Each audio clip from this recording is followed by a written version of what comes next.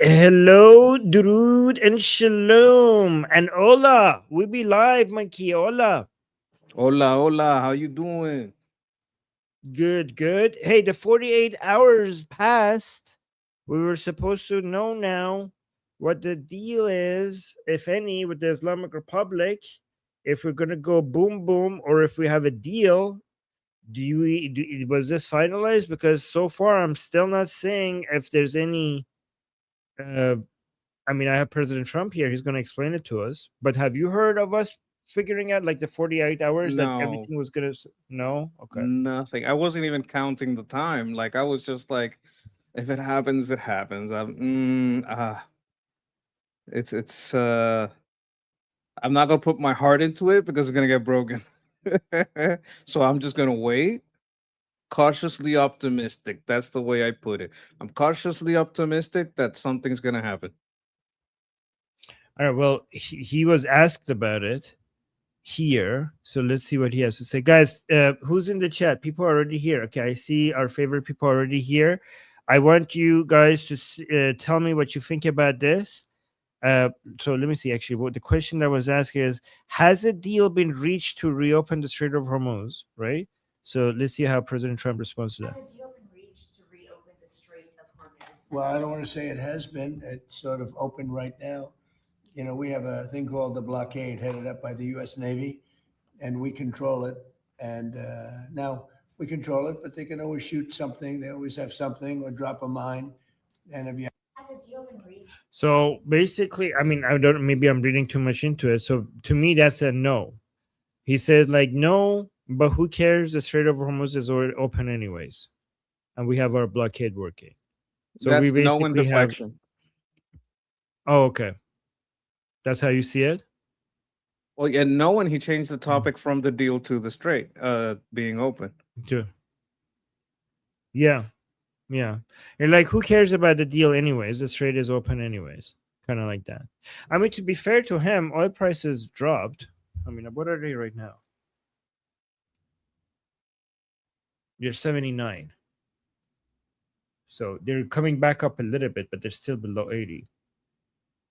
So I guess he's okay with that. But I don't know. It just seems so back where we were. Like, like, oh my God, it's going to be a major military escalation. And then you get close to the edge and then you stop. This is like edging. Okay. And then, like, oh my God, we're going to have a deal in 48 hours, but then it stops.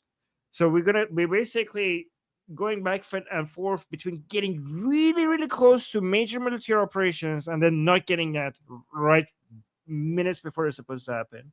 And then we swing to the very other end saying, like, oh my God, we're going to get it really, a deal is right around the corner, and then nothing. And I think, like, we're like, how long are we going to be here? Listen, chat, I want you guys to understand we feel just as edged as you do. Yep. Trump, why you do us like this? So yeah, Magnum is saying he's blue balling us, and Nollybug is saying it's so exhausting. We feel your pain. I assure you, we feel your pain. Yes. Oh my God. Oh, here, I have more. I have more of this. Look at this. We don't What do feel you your think? blue balls, but we feel your pain. Yes, Sarah is saying it is what it is. I think Sarah has made peace with this new situation. Yeah, it's like this So, they're like, the whatever. steps of grief, but with the news cycle. At some point, you just, you know what? It's gonna be what it's gonna be. Yeah, it's like what it is what it Oh, we have a is. special. I think this is like an emoji. Let them cook is what I'm seeing over here in the jewels. Oh yes, this is Jules. Thank you so much for the jewels and saying let them cook. Yes, fantastic. And we got more jewels as well. Fit over 50 got us 10 jewels, and then AFI got us 2 jewels. And this is 750 jewels. Thank you so much. That's very sweet. Okay. But let's see what President Trump says over here. Oh yeah, and guys, please hit the like button. guys like We that have to get let in, them they'll cook. destroy this country. Yes. Guys like that get in, they'll destroy this country. You said yesterday, you just talked about Nevada. You said yesterday gas prices, correct me if I'm wrong, they might go up again a little bit. You said, No, that's only if I have to do another hit. okay, so I mean, They'll only go down, or if we make a deal, they want to make a deal. They want to make a deal. Look, it's obvious. They don't want to be hit. Okay, they want to make a deal. So we'll see. because you're seeing Guys like that get. Okay, so he says they want to make a deal, and if gas prices will go up if I hit, and if I don't hit them, gas prices will be down, and they want to make a deal. So does that suggest that President Trump doesn't want to hit them because he thinks that the deal is possible and he doesn't want gas prices to go up? And that's the main thing that is making his decision, or am I reading too much into this? I think we've heard these exact same words in similar or different order so many times, right? Okay. Like I could basically take exactly what he said now, but say, find me only clips from a month ago and create this statement, and I could make it, right? So he's basically saying he's being ambiguous because he doesn't probably. This is my. Let me say I'm steel manning is. He doesn't want to reveal what he's gonna do because why would he tell the IRGC what he's gonna do? Right? And he doesn't want to put his thumb on the scale. Well, I don't think he cares about putting his thumb on the scale of the markets, honestly. He has to be able to talk about, foreign policy openly, especially during war. So I think it's mostly he is just being cagey. He's being ambiguous. Wouldn't put too much. He's being purposefully ambiguous, so I wouldn't try to derive specificity from it. The markets can be moved short term, but the markets, I want people here to understand that the markets are actually a lot wiser if you just zoom out over just a few days. Like you could manipulate the markets over a few days, but if you over a week or over a month, they actually collect a lot of information and they can see what's happening. They can manipulate the markets longer term. And is actually the markets are a really good source of figuring out if things are, if oil prices go down, they're going down for a good reason. They are usually dealing with a lot more data. Like people with a lot of money are dealing with a lot more data than we have access to, and they're putting their money where their mouth is. And if for Can I us, ask you a question about this before we go on? Yeah. So how do you see day trader? Is that more like gambling? If you're like on the daily moving stuff, that's like gambling basically, right?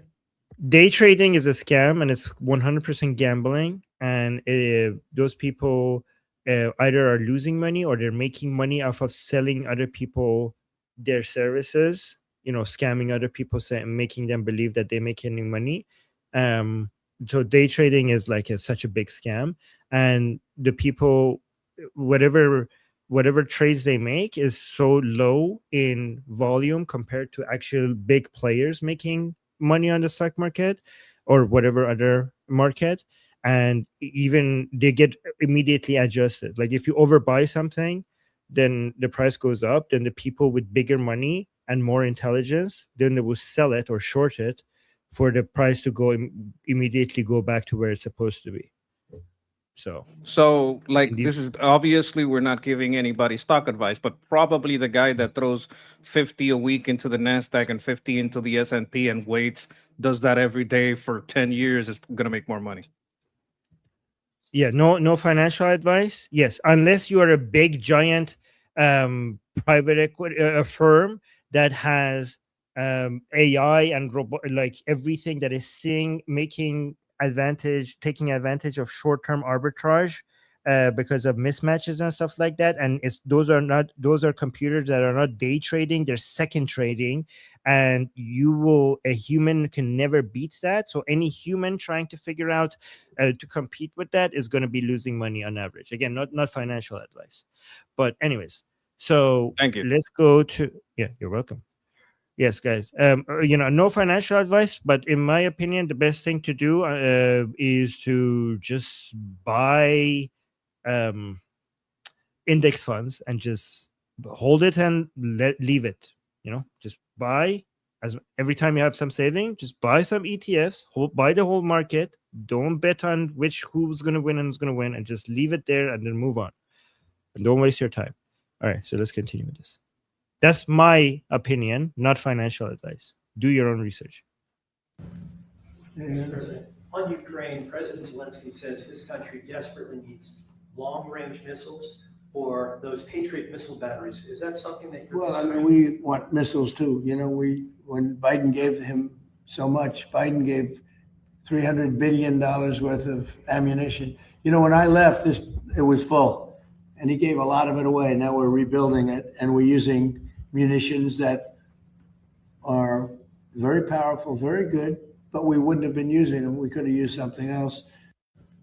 So this is a confirmation of what Monkey was saying. This shows that Monkey was right, that it's not about, we're not low on munitions when it comes to just dealing with the Islamic Republic inside Iran. We're only low on munitions when it comes to globally. Like, there is enough munitions around the world that we could bring in to deal with the Islamic Republic. But the problem is that we have to bring it from other places, and now we don't have enough to deal with all the global threats, for example, including Russia and China. Am I understanding you correctly, Monkey, or if I'm misrepresenting Well, you? I don't think we're already pulling either. Like, we moved some, and this was many, many months ago from Taiwan. That's, I believe, already been replaced. So we don't have enough. So here's how I would put it. We're not pulling from NATO. NATO has everything it had. Whatever we took from Taiwan, I'm pretty sure we gave back. I'm not absolutely sure, but I'm pretty sure that's restocked. So the problem is we can't give them more. We can't give NATO more. We don't have oversupply. Ukraine is not in NATO. We don't have like a pact with Ukraine. We're just helping them out. So getting munitions to Ukraine, but we don't have a direct pact. The same thing with Saudi Arabia. We don't have like a mutual defense pact where like we're obligated. The same goes for Saudi Arabia, Jordan. There we're basically defending our bases. We're not there to defend their infrastructure, right? We're like, hey, we got a base here. We're going to defend it, and we're going to help you out too. But it just depends on how it goes. I mean, are you going to help me? If you help me, I help you. You want me to have enough of missile batteries to help all of Saudi Arabia? Well, you got to let me do what I want from this base. So that's kind of the situation. And in that sense, yes, I would say supplies for overage are low. Okay, look at this. Oh, you start this comment. What is this? You want to read this? Motorai says, okay, Epic Fury started a couple of hours after Marmin went to sleep. So if we want an operation start, Armin needs to go to sleep. Armin, are the rumors that you don't sleep false? Do you actually rest? I do sleep, but I think the real plan should be, because the first war, the 12-day war, started immediately after I went to Vietnam. Like, I went to Vietnam, and I mentioned on my Persian channel, guys, a war is happening soon, but I have to go on this trip because I promised it to my wife. And is like, please, somebody tell President Trump to wait until I get back from Vietnam, because I think he's going to do this while I'm on my trip. And then I was right when I went to Vietnam, the 12-day war started, right? And the 40-day war started, the Epic Fury started when I was, sleeping. So I think the best strategy is for me to go to Vietnam and just sleep in Vietnam, like all day, every day. What do you think? I think the second you said I went to Vietnam, Creedence Clearwater started playing in my head, that song that's in every Vietnam movie, and I pictured you in a Huey helicopter over Vietnam. It's like, oh my God, Armin, what are you doing? But no, he's going on vacation, folks. This is a vacation thing. Yes. This is when I realized how capitalistic Vietnam is. Like, I saw Louis Vuitton and Prada stores next to the communist flag, and I'm like, wow, this is quite ironic. Anyways, let's go over here. Let's see what this is. So the people that say Vietnam, oh well, that's communist. You're like, nah, you haven't been there, have you? Oh yeah, no, Vietnam is extremely capitalistic with communist symbols, and the proper capitalistic, not like the state capitalism. Right. Oh, look at this. I'm getting money for my vacation. Nullybug is saying, I'll support your vacation to sleep. Okay, okay. I'm gonna, guys, this gonna go to my vacation fund. The super chats. Thank you, Nullybug. Thank you. See, this is it. Oh, There's look more. at this. Oh yeah. Elog is saying for Vietnam nap fund. Okay. Thank you, guys. But no I'll helicopters. send you a picture of me taking a nap on the beach in Vietnam. Oh my god, they have good beaches. Yes, thank you. This is great. I could have a Mai Tai or a margarita. Yes. No alcohol. And thank you. Oh, then you do a virgin pina colada. Yes. It's kind of sweet, but you're on vacation. Yeah, I'm on vacation. True. All right, let's see what President Trump has to say here. President, on Ukraine, President Zelensky says his country desperately needs long. Oh, we already played this one, right? Yes, let's go here. So this question is saying, have you reached the deal? Oh, I think we played this one already. Yes. But let me play it one more time because this is the most important part. We were waiting for this for people who just arrived. Pretty soon again, based on everything I see, as soon as the war ends. And I think it's going to end pretty soon. I don't think they can go much longer. Yeah, please. Has a deal been reached to reopen the Strait of Hormuz? Well, I don't want to say it has been. It's sort of open right now. You know, we have a thing called the blockade headed up by the U.S. Navy, and we control it. And now we control it, but they can always shoot something. They always have something or drop a mine. And if you have one mine sitting out there, you sort of mess things up because people don't want to take their billion-dollar boats and accidentally get hit by a mine. But I think we're doing very well. I just, I'm involved in the negotiation. I think we're doing fine. It could be soon. Yeah. Mr. President, have you It could be soon. I mean, this is again, we have heard this so many times, so I don't know what does soon mean. Here's another video from President Trump. Republicans are arguing a lot right now about affordability. What is your message on affordability going into the midterms? Well, that's a good question, but it's sort of simple to answer. I inherited the highest prices ever. I inherited the worst inflation in the history of our country. And we have done an amazing job. And oil prices now are coming down very rapidly. If you look at what's going on, it's down to 75. When I started the very important excursion into the Islamic Republic of Iran, it was a very important excursion because they can't have a nuclear weapon. Otherwise, the whole world would get blown up. We're not going to let that happen. Not only us, not only the Middle East, the whole world would have been catastrophic. We had no choice. And we had oil down to less than two in many places like Iowa. Oil was down to, gasoline was down at numbers that people hadn't seen in years. $1.85, $1.95. So it passed Tuesday. I was in Iowa at a stop, and we had $1.95, another one, $1.85 a gallon. And we'll see those days pretty soon again, based on everything I see, as soon as the war ends. And I think it's going to end pretty soon. I don't think they can go much longer. Yeah, please.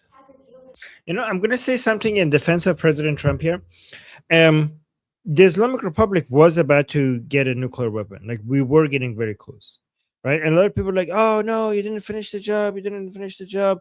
I mean, with all the obstacles in the way, it might have been, again, I'm just steel manning President Trump. There are many other things that to take into account that maybe if you were in President Trump's position, you would realize that they couldn't have continued to go all out, that this needs to be done at a different time.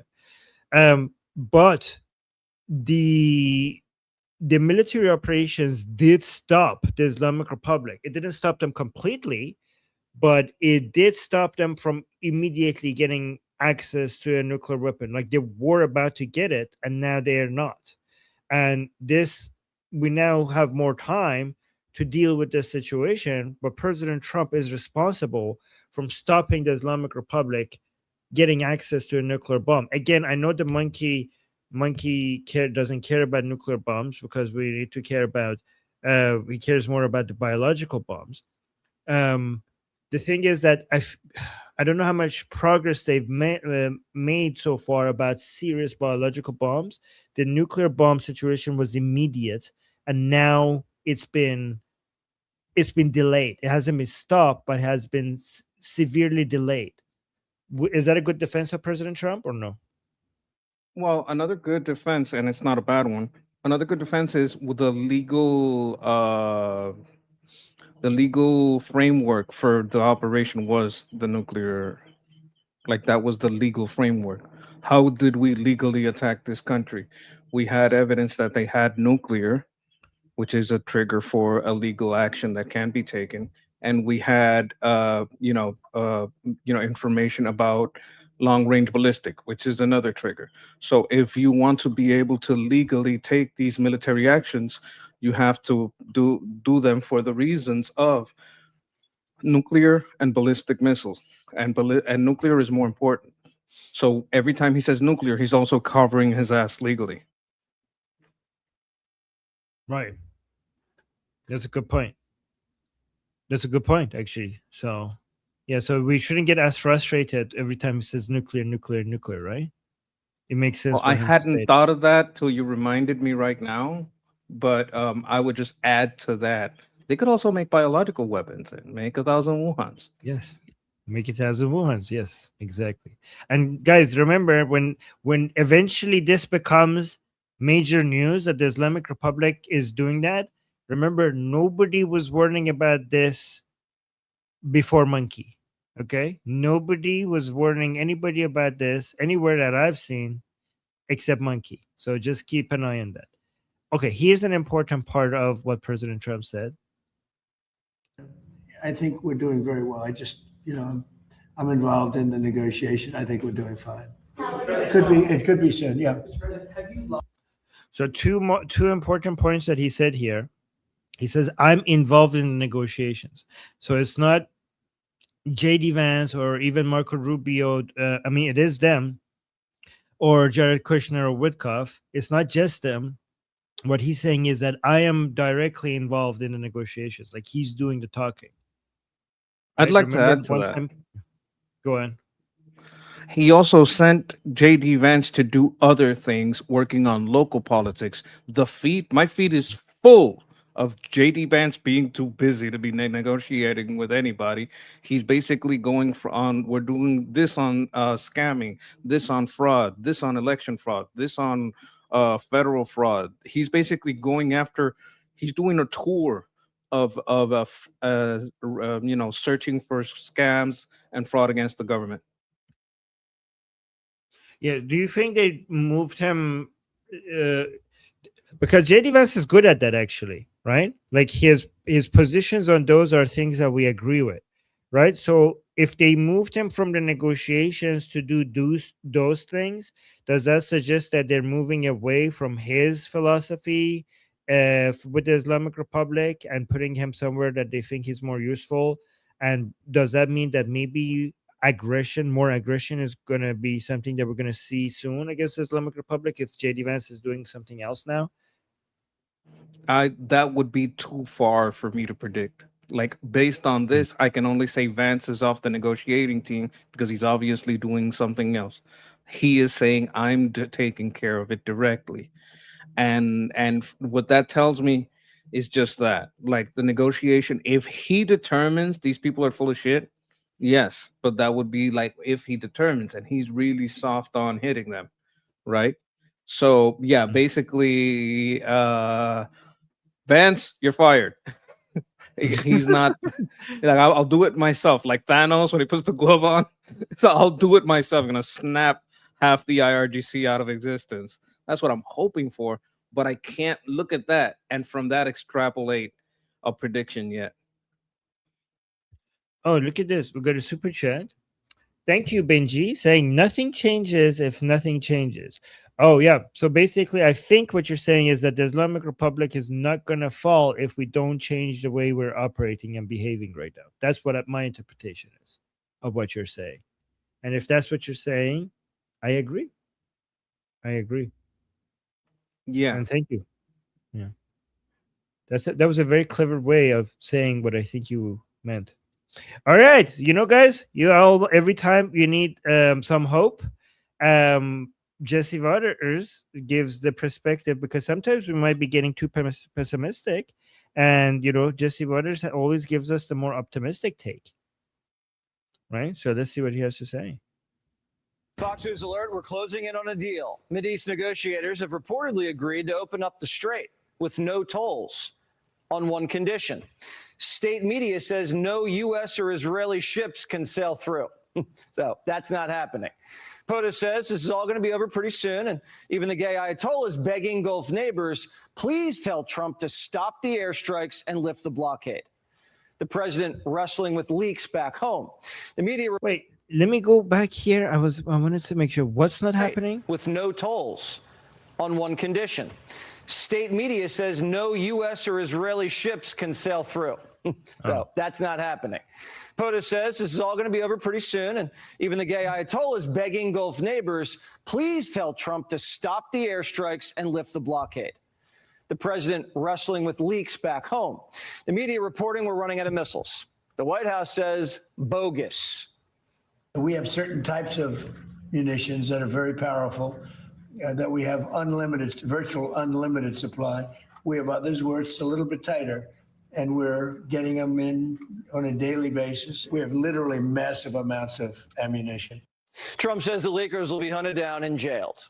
We have stockpiles all over the world that we haven't even tapped.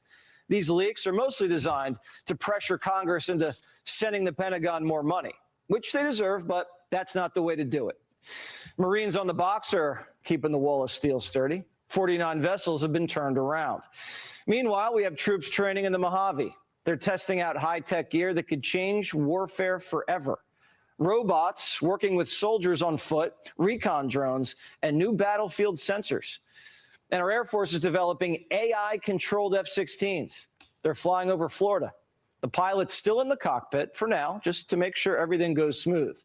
And in the Far East, Taiwan's wargaming, turning themselves into a porcupine if China gets frisky.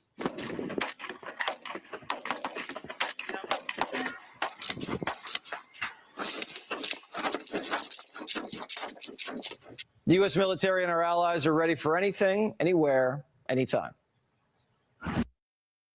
Okay. I mean, what do you think about that? I like the idea of AI F-16s. That's fantastic. Did you see that? That was amazing. Can you explain what was that? This one? There, go a little bit back so you can hear when he starts. There. From here. Recon drones and new battlefield sensors. And our Air Force is developing AI-controlled F-16s. They're flying over Florida. The pilot's still in the cockpit for now, just to make sure everything goes smooth. And in the Far East, Taiwan... Oh, my God. So what they're talking about is they're training the troops to work with drones on invasion, not saying where they're invading, but that's just what they train for, how to take over buildings, how to attack positions with robots. That's what's going on in the Mojave. He said that right before this. And they're taking the older planes so that they can be controlled by possibly other planes or just AI. Because once that's AI, you can have like an F-35 control it. So let's say I have the F-16 with me and I'm the F-35, right? And I make the F-16 fly a mile ahead of me, right? Which in the air is nothing. Like I can see it, it's like right there. Anyone that's going to try to fire is going to wind up hitting that F-15. The AI is going to make it flare and dance around and avoid. But now the person who fires at that exposes themselves and I can hit them from the F-35. Do you understand? This is like what they call drone swarming. That's pretty crazy. Wow, man. Can't wait we to have see what so many decommissioned F-16s. Like there's a whole boneyard with hundreds of these that we could just like refit and use. The way I look, I thought it's gonna happen pretty soon is that we're gonna have one fighter jet that is with a pilot that is controlling the fighter jet and a whole bunch of drones around it that the pilot is managing, and they're managing themselves, but also the pilot is also managing. But I didn't think that we're going to have the fighter jet itself being run by AI this early, which is crazy how fast things are progressing. It's safer because if you try to control it from your cockpit, right? What you're doing is you're opening your signal radars up to send the signal to your drone. So you're creating an you know, a radio wave or whatever kind of wave you're transmitting the data through. Even if it's a laser, like you're pointing at it with a laser and changing the frequency, like you're basically like your optical cable in your internet.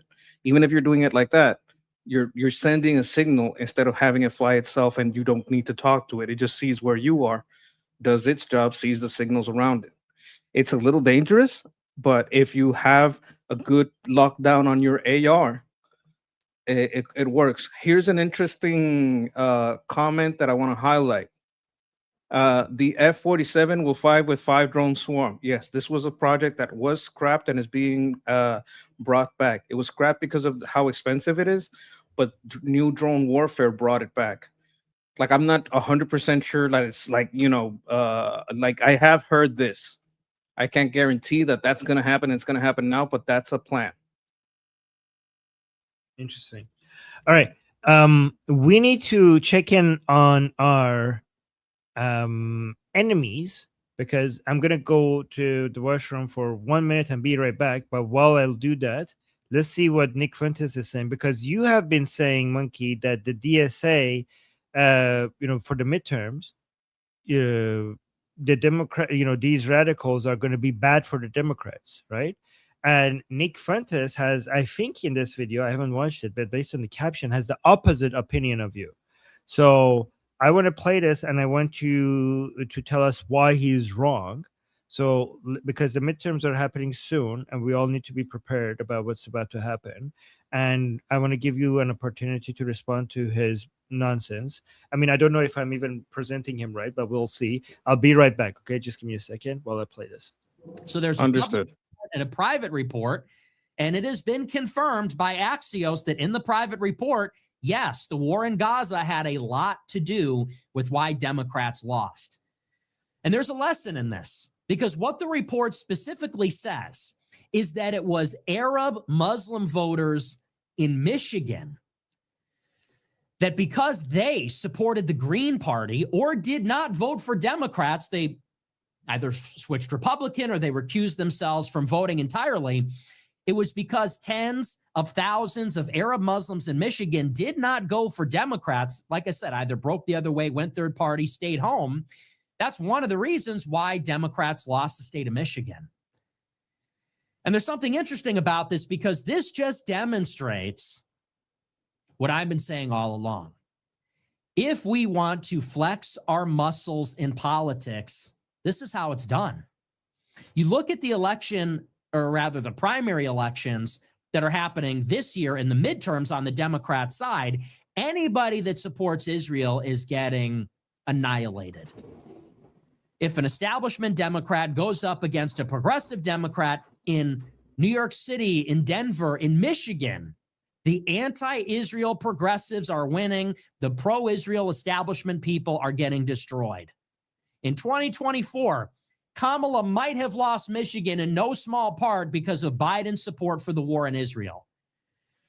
And what this means is that going forward, this vocal minority that is energized, that is door knocking and phone banking, these DSA types that are in the Democrat strongholds, those Arab Muslims that stayed home in Michigan, they are going to get to dictate the direction of the party.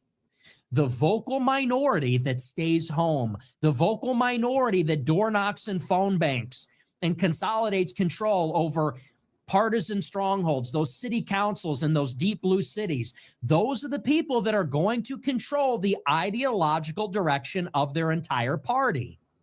I mean, isn't he missing the actual performance of these people in the midterms? Isn't this like coming up with the conclusion too early just because they won. What is it called? The one before the actual midterms, the primary? Is that what they're called? The ones that it's just He the is Democrats against each other. okay. You got to understand what he is saying, not what he's not saying, because he's not talking about the primaries. He's not saying they'll win. He's saying they're taking over the Democrats. But if they lose the mid, okay, so I'll tell you what my understanding is, and you tell me if where I'm wrong. Okay, so if they're winning, if these DSA radicals are winning the primaries, but when it comes to the midterms themselves, then they lose against Republicans. Wouldn't that then end their popularity because people don't want to bet on the losing side? Like, wouldn't that be a make the next primaries people realize that this is not a winning strategy? He's not talking to Democrats. He's trying to worry the Republicans into following him. So he's not going to give you a positive view. He's just going to show the negativity in the takeover. If the DSA takes over Democrats, that's horrible. Our two-party system is full of socialists and communists. He doesn't want to tell you, so you don't even got to worry because they're going to split themselves in half because, okay, I don't got to worry, so I don't got to watch you for the latest news. Right? Right. Okay. You got to understand the self, the self, he wants to create a need for himself, self-aggrandizement. He's going to tell you the horror story. True.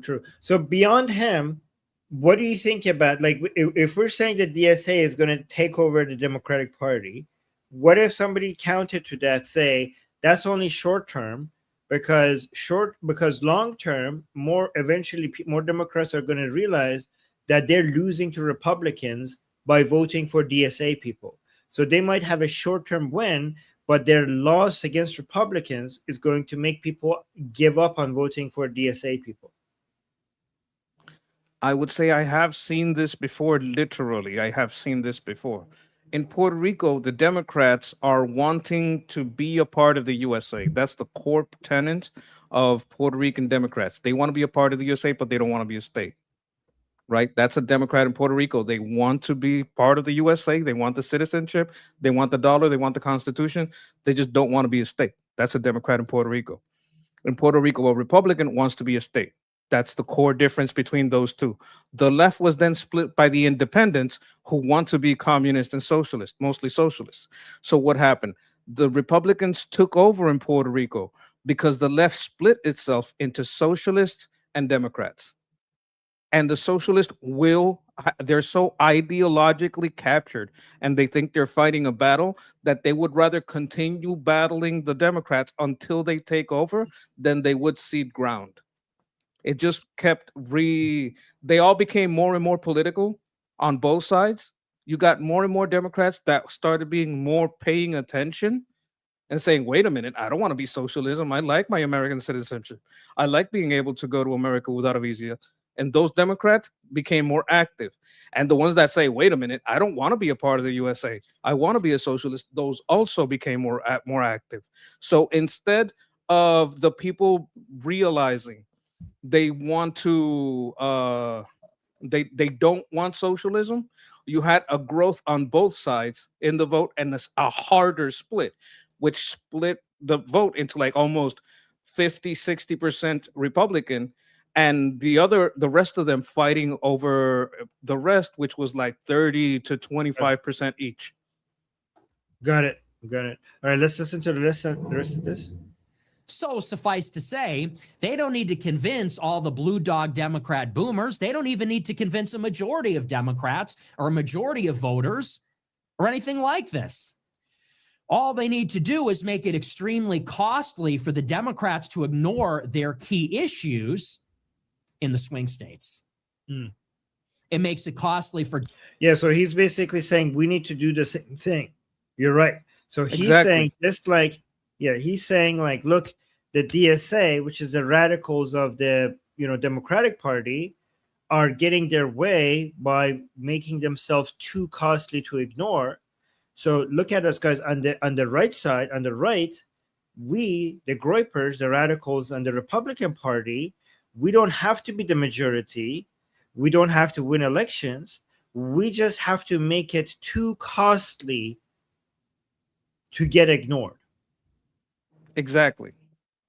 But I sent you a clip on how he's not the one that's splitting on the right, because he is also. Did you see what I sent you on Telegram? I sent Oh, you Grimaldus, I think it was, and it shows him. He's also not caucusing with Thomas Massey, Marjorie. We'd have to watch it after this. This is self torture, basically, not in the real sense, YouTube. But I want you to see a clip on how he is also attacking the far right. okay. Interesting. All right, let's continue with this then. He's like, guys, we're losing this. We're like, why can't our radicals be like the left radicals? That's what he's saying. So let's continue. Democrats to ignore those key issues in the primary cycle. And so the point is, if you want a seat at the table, if you want to influence the party, you have to sometimes go against the party. This is what I'm saying we need to be doing in the Republican Party. Oh wow, he actually said it out loud. So we were right. Yeah, okay. So we were right. Monkey was right. But the difference is the Democrats are willing to, because of their deep dissatisfaction with the establishment, they're willing to break. Republicans are not. Democrats have ground game. They're organized. Because they have gotten destroyed with Clinton, because they were disappointed by Biden, they got destroyed with Harris. They have been fed up and they have been dealt enough tactical blows. They're willing to flip over the table. They're willing to stay home. They're at that fever pitch. They're at that level of frustration. Republicans are not. Republicans are holding their nose, voting for the center right, and you see what we get. So this is very interesting because it's very similar to what's happening in Iran, right? So there's, for example, in Iran, among the religious maniacs, there's a lot of frustration for why there is no revenge for killing Ali Khamenei, right? But then the leaders of the jihadi people, right, the more jihadi elements, Islamic elements in Iran, are using the demand for revenge for the blood of the supreme leader, not as a way to actually get revenge for Ali Khamenei's death and killing President Trump and Prime Minister Netanyahu. They're using it as a pressure. They're using the frustration as a pressure to get a seat at the table. They're using it as a leverage against the other more traditional parts of the Islamic Republic, right? So in the same sense, here, the whole anti-Israel stuff is not really about Israel itself. It's about using that as a leverage against the mainstream part of politics to get a seat at the table. So the frustration of certain people against Israel is used like as a grenade, as a threat, as a pressure point, as leverage to be able to get a seat at the table. But for the people who are using it themselves, I mean, there is genuine frustration of the people who are supporting these people, like DSA leaders, for example. But the DSA leaders themselves, for them, it's not really about Israel itself. It's about directing that anger and frustration as a weapon, as a threat, to be able to be taken seriously and get power. Right, they play with it. Yeah, exactly. They use it. Does that make sense? I would like an anecdote from you. I would like an anecdote about the time that some people were setting up a stage and a microphone for the Mahdi to come speak. And Khomeini said, well, what are you, crazy? What if he doesn't come for like 100 years? We don't fucking know if he's coming tomorrow. Are you insane? Right. You're going to make us look stupid. Is it like those people? Like they're so devout in their belief that this is going to happen now that they're overplay their hand and wind up looking stupid. Like, I don't know if you guys would like to tell the guys about that. Yes. So the ideological pressure camp people end up looking stupid, but the leaders of the ideological pressure camp, if they're smart about it, they will use that stupid as a grenade. Okay, so you're like, I'll just bottle up that stupid into a grenade-like weapon, and then I go to the people who already have seats at the table, and I will tell them, look at all of the stupid that I have. Look at all of the stupid that I have. I could throw this at you, and it will burn everything. Okay, give me a seat at this table, or because I have all of this stupid piled up in a bomb that I could make it go off. You know, that's what it is. And yes, exactly, those types of people. Well, I think that that's what he's doing. He's tossing them Yes. like a grenade. Here you go. Here's the DSA, these nutbags, but these nutbags are not good for us. And he's gonna do it with the DSA, and then he's gonna do it with the far right. Well, with his competition, he's pretty far right. I would call him kind of like a Marxist because he wants, like, redistribute Jewish wealth, which is not a capitalistic venture. But yeah. Yes. What was Daniel saying? Did Daniel wasn't to talk to me? I don't know what was happening. Was he spamming? I don't know what happened. Daniel. Okay. I'll check while you play. No, because they're saying Daniel was timed out. I don't know why by me. I don't know. We'll see. Maybe it was friendly. Yeah, fire. if you get timed out, deal with it. Sometimes the mods have to time people out because they're being too durka or too spammy, or they go too far. You're not being banned, so you'll live. Move on. Oh, okay. Yes. Okay. That makes sense. Yes. All right. Yeah, guys. If you have opinions, don't flood the chat with it. Okay. So you get to stay here, and we'll read them at some point. Okay. And also, we got 2 super chats, but before we go to the super chats, I want to see your video. Wait, did we finish this one? Michigan. Yeah, we did. But this is the video that you sent me. Okay, so this is him doing that to the extreme on the right, because Thomas Massey and Joe Kent, that's Marjorie Taylor Greene, but it's also, you can see the likeness, but it's also an exhibit of a cave person in a history museum, in a natural history museum. It's a little bit of both. I think someone saw the likeness and he likes to use it. So it's not Marjorie Taylor Greene. He's just exhibiting his love for natural sciences. Okay, it does look like Marjorie Taylor Greene. So this is her as a caveman, apparently. Okay, so let's see what he's saying about her.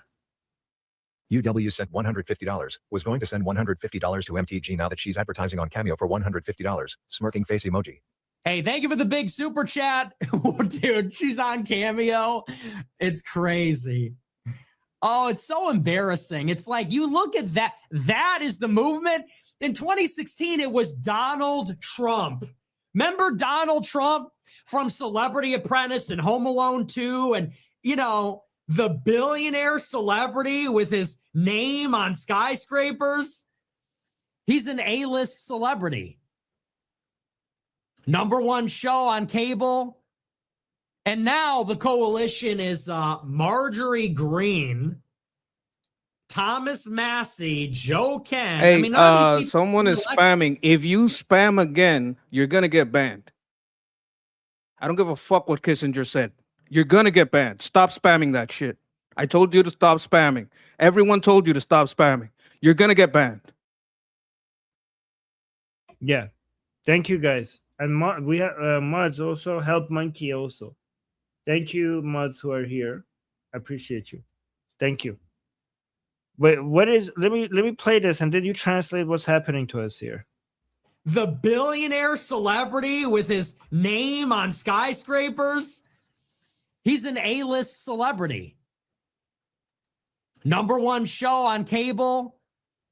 And now the coalition is Marjorie Greene, Thomas Massey, Joe Kent. I mean, none of these people even win elections. Joe Kent lost twice.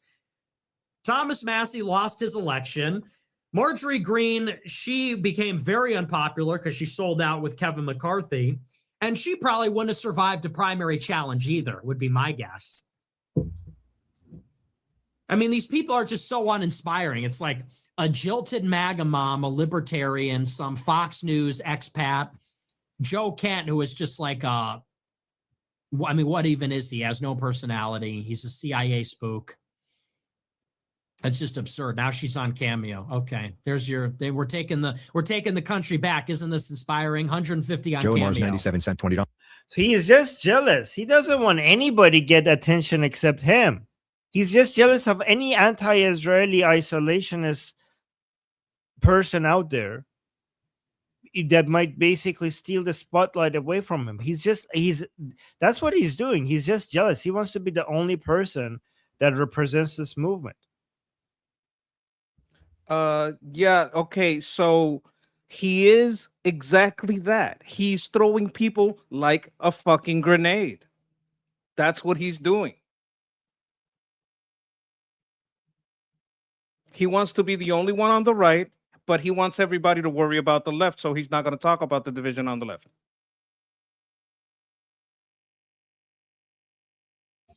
Right. But do you also agree with me that he's just jealous? Absolutely. Well, he wants to be the center. Well, actually, no. There is a deeper fight inside of him, right? We know this. We know about the turmoil inside. Like, he has actually reached out to talk to a rabbi. Is it really a debate? I don't know. But I have a video from the rabbi kind of like accepting him to come on and join the fold. So I once sent you this is like a 60-second video about the rabbi that's gonna take in Nick. Do you guys want to see Jewish Nick? You guys want to see that? I thought it was like a funny end to the whole thing that you might want to see it. Oh, I also sent you some news from Iraq. Important news from Iraq. Ooh. Okay. Let me just quickly do the rabbi one, and then we go to the Iraq one. What is this? Okay, Rabbi Mizrahi says Nick Fuentes is half cured already and talks about several Nick clips he watched. Pray to God, cure my disease. I'm an anti-Semite, but I know it's bad for me. Pray to God, cure my disease. I'm an anti-Semite, but I know it's bad for me. I know it gets you angry. You love the Jews. They are your children. Cure my sickness. This Nick Fuentes is half cured already. He's beginning to leave the Jews alone. I saw a part, besides the part that he said that he agreed with everything I said, there is another clip of him that he said today, if you want to be popular, people found a gimmick. Hate the Jews, bash the Jews, and you're going to have 3 million people in 1 month. You have to see. It's all fake. The Jews did nothing to you. You're only doing it against them. Some of them don't even hate the Jews. They just found a way to become very popular and very rich. When you have millions of followers, every commercial there, every stupid thing that you say brings you money. Nobody will bring me so much popularity like hating the Jews. That's what they think. So he's referring when he says, Hashem, Hashem, take me, fold me in. So the turn is coming, guys. These two guys are going to end up talking one day, and they're going to, after that, this is my prediction, but I'm biased because I would want to use Nick's intelligence to him be like he is against Islam. Could you imagine that? Him going as hard as he goes on the Jews against Islam. That'd be a great thing. Like, you don't have to like them to like that. You understand what I mean? My prediction is that he's going to play with it a little bit, and then he's going to go against it, double down on it. That's what he usually does, right? He's like anti-Muslims, and then he starts befriending them a little bit against the Jews, but then he goes back against them and thinking like, you really thought I would be with you guys? Are you crazy? Like, I was just using you, right?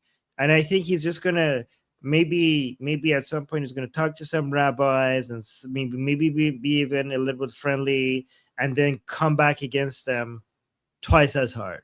That's what he's gonna do, because he likes to swing. That would depend on how weak the anti-Semite side gets, or how strong the stupid anti-Semites get, because he wouldn't want to be around too much competition, right?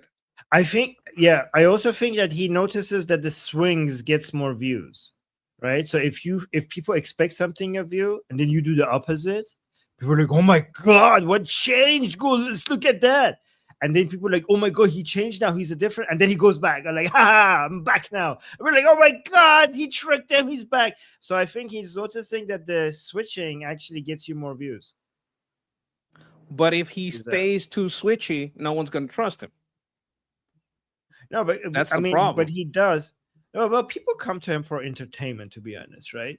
And he's entertaining people. And the thing is that when it comes to the trust, is like he tells people beforehand that we're using people, right? Like he always says that. Like we're always like fighting for our own, and even if we're working with people, we're just using them until they're useless, until we don't need them anymore, and then we throw them under the bus.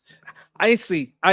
But okay, on this we agree. He will wind up talking to this guy, having like he sat down and had an interview with Hunter Biden. He will Hunter interview Biden is anybody. like super He will- loving Jews and super left. He will but talk. it's- He will talk to anybody if they're big enough. Anybody. I think I don't know how big this guy is. I think he is well respected, and by what I understand, he's just funny. And you know how funny gets views. Like he's very brutal when he says, but he's very funny. So I think he's gonna we agree. These guys are probably gonna sit down and talk, and it's probably gonna be very entertaining. Yeah, maybe him or anyone else. And there's a rabbi or something. Anyways, this is a big news that just happened. Iraqi counterterrorism service forces have deployed to Baghdad's green zone. Is this again? Wow, this is new. With Iraqi army armored vehicles and tanks also positions near Baghdad International Airport amid fears of attacks by Iran-backed militias. Oh my God. Guys, there's a civil war starting inside Iraq, and it's escalating, and we predicted that this is going to escalate on Ali's show. This is interesting because this is only like 2 days after we predicted that there's going to be an escalation of military conflict in Iraq between Ali Zaidi, the prime minister, the government, and the Islamic tentacles? the Islamic Republic's militia groups. Yes. The problem is that unfortunately the Islamic Republic militia groups are more armed, that they have more resources. Even after the bombardment by the United States, they still have more weapons and resources than the Iraqi government itself, unfortunately. So Iraqi for government this has to work M1 out, tanks, for, though. for yes, let me finish. For this, yes, but with that, still they have more. The Islamic Republic proxies have more resources. For this to work out, United States would have to support the Iraqi government more and bomb more of Hashd al-Shabi. They have done already a lot of good job bombing Hashd al-Shabi, but the Islamic Republic is also doubling down with their support of Hashd al-Shabi, their proxy inside Iraq, to the point that they're actually not just supporting them anymore, they're actually moving in. It's not just Hashd al-Shabi in Iraq anymore. IRGC is actually moving into Iraq. And now Hashd al-Shabi right now is the Islamic Republic's biggest proxy right now. It used to be Hezbollah, but Hezbollah is not the biggest proxy of the Islamic Republic anymore. It's Hashd al-Shabi. So let me play this, what's happening here, and then we'll go to the super chats. Thank you, Monkey, for bringing this to our attention. Monkey just sent this video to me. Oh, there's no audio. Okay. So they have bigger toys than Hashd al-Shabi. Like Hashd al-Shabi has more people, more money, more bigger pay, but the Iraqi government has bigger toys, tanks, and armored vehicles. So we'll I see. think they probably have more, a little more air support. I don't know if the Iraq has Yeah. an air force. So Iraq has United States Air Force to back them, and the Islamic Republic has no air force, almost no air force. So that's also an advantage for the Iraqi government. Like helicopters that's are dangerous, but even helicopters would help a little. Yeah, true. So Justin gave us a super chat saying, "Okay, I might have been thinking too old school initially. We may have more advanced capabilities of an invasion than I realized. I'm starting to think now something is planned once Congress recesses." Oh, so Monkey is now so Justin is now reconsidering his position when he was discussing this with you, Monkey. I think you told him certain things, and he's now, based on what you told him, he's reevaluating his position. What do I you have think to about give what he's credit to Jose on this because he's the ones that mentioned. He's the one that reminded me of the recess. During a recess, it makes it politically difficult to do anything, like to make the virtue signal moves to take the War Powers Act. So it gives them a little bit more freedom. But taking that into account and mentioning it, yes, this would the recess would help. It would be the best time. Thank you, Justin. Why would the recess be the best time? Well, you have to remember that Congress can sort of pass a war powers resolution to try and stop Trump and his military actions.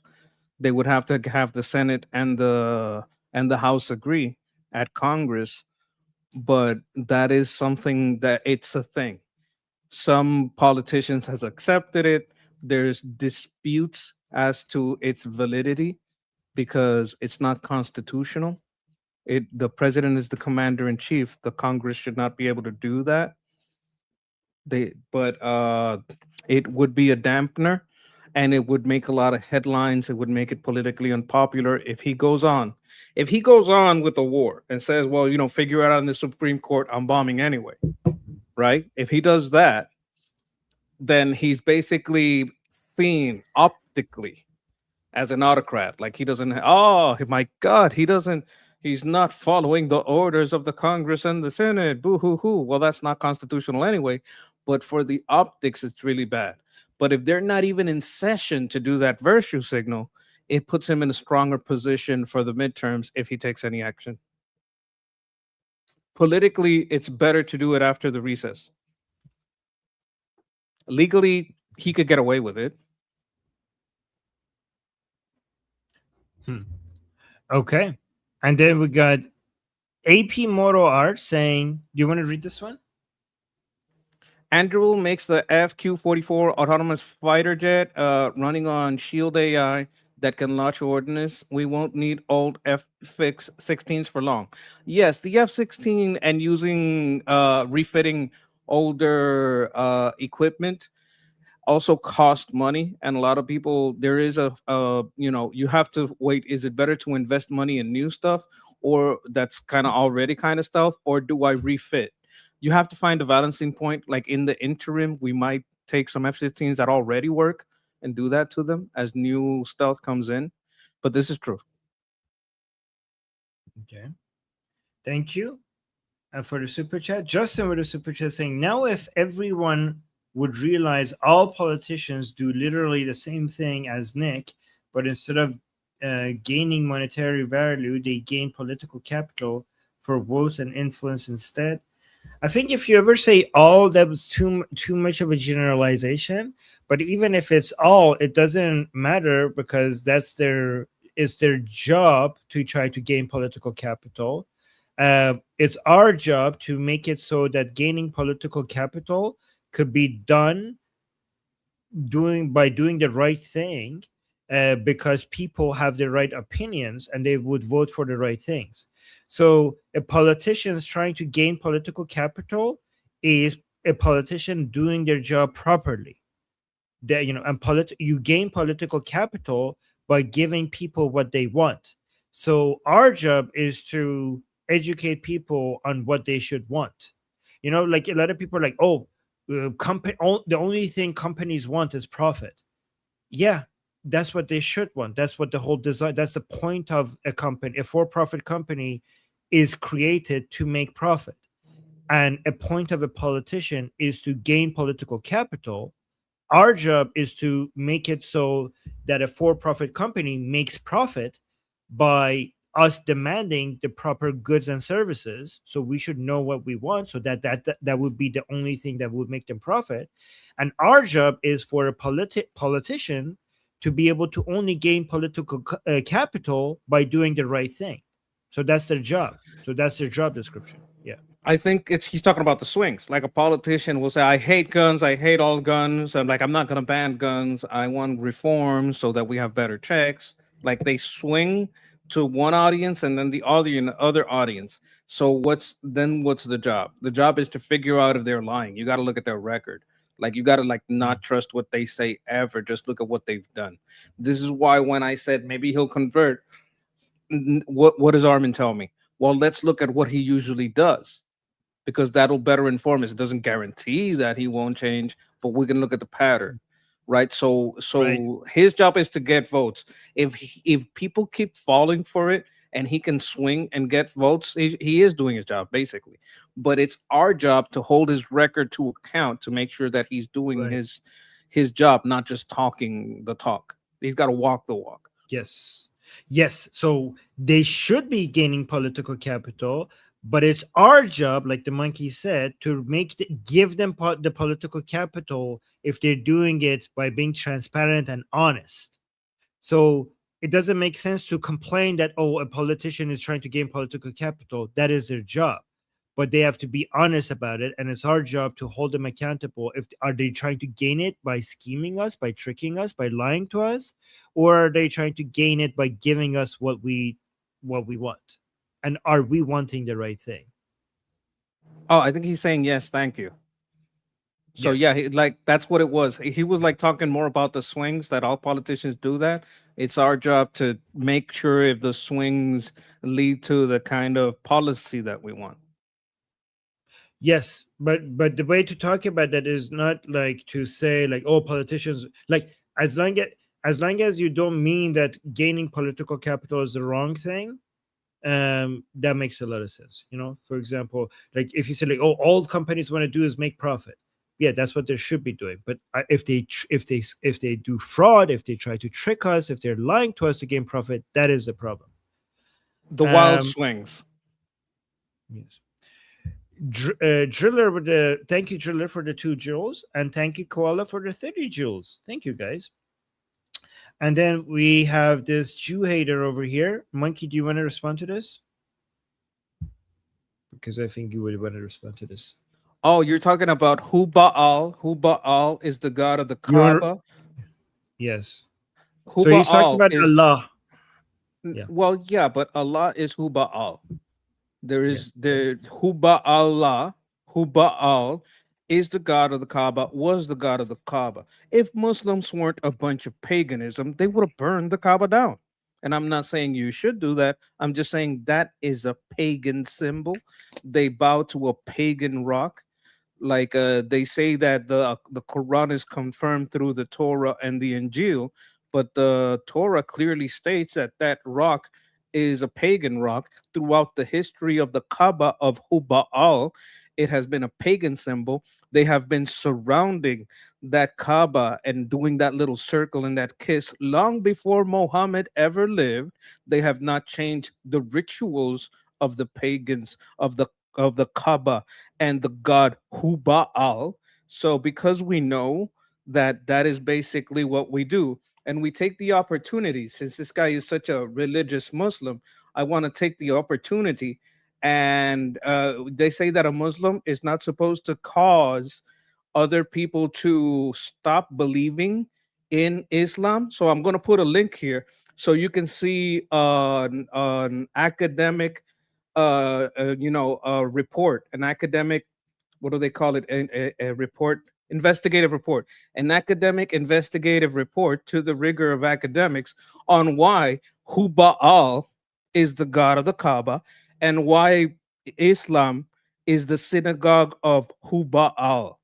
It's very well documented. So keep it up. Keep taking people away from the Ummah with your super chats. I'll keep talking about how you are a pagan that follows a pagan cube with pagan rituals that have come long before Muhammad. Thank you. I knew you wanted to say that, Monkey, so I just let you respond to that It nonsense felt over there. so good. Oh my God. I love you right now. Thank you. Okay. All right. Thank you. And then Amy with the super chat saying, arm the Iranian people, train and protect them. Yes, vet them, train them, arm them. Thank you so much. Oh my God. Thank you. I love you for saying that, Amy, because I almost forgot to tell you guys that I got a new video from inside Iran that needs to be shared. Here, it's this one. This video was sent to me. I just posted this yesterday, I think. Yeah, yesterday. Thank you, Amy. This is a video demonstrating that the Iranian people want to be armed. And I would be very grateful if you guys share it, because this person who recorded this and sent this to me from inside Iran on Telegram, the punishment for what he's doing is death. And here, oh, let me remove this so you guys. Thank you, Amy, for reminding me that we need to do that. I need to show this, guys. I'm gonna put the link to this in the chat. This tweet, if you could go repost it, I would be very, very grateful, because this person has took a huge risk. If anybody saw this or recorded this, he would be executed for sending me this video. I'll play it for you guys.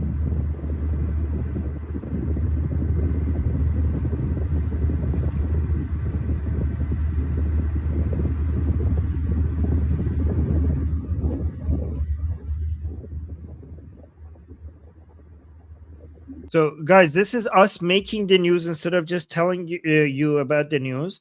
We started this campaign, the Arm Us campaign, that went viral. It even got to Mark Levin. Mark Levin reposted it twice, like quote tweeted it twice, these videos that we made.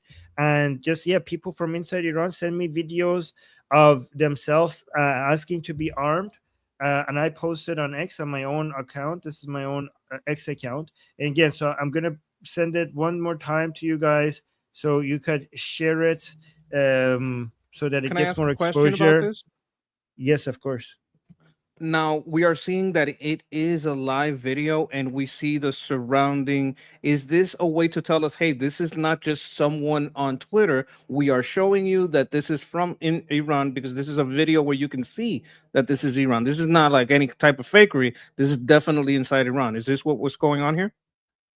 Yeah, exactly, Monkey. This was my instruction to them. I told them, because I was getting videos from inside people's homes, asking, like, saying arm us, and I was like, guys, this is not good enough, because they're gonna tell us that this is not inside Iran. You need to go outside. You need to have something in the background that makes it clear that you're inside Iran, right? And for example, the video before this one that was sent to me is this one. For example, this guy went outside and he put this in the background to make it obvious that he's inside Iran. So the sign makes it obvious, right? And the first video that was sent to me, like, this is what this one. Look at this one. This got so many views. This is the one I think that Mark Levin reposted. Look at this one.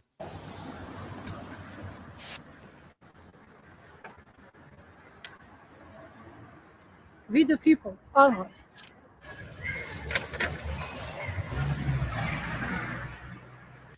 Yeah, so I basically told them to go outside and make sure that it makes it very obvious that you're inside Iran. Like, and this is what this. That kind of thing hits my heart, because I see a little girl. I think of my little baby, my little girl, and I'm like, oh my God, my heart breaks for the young women and young men in these situations. But I also commend their bravery.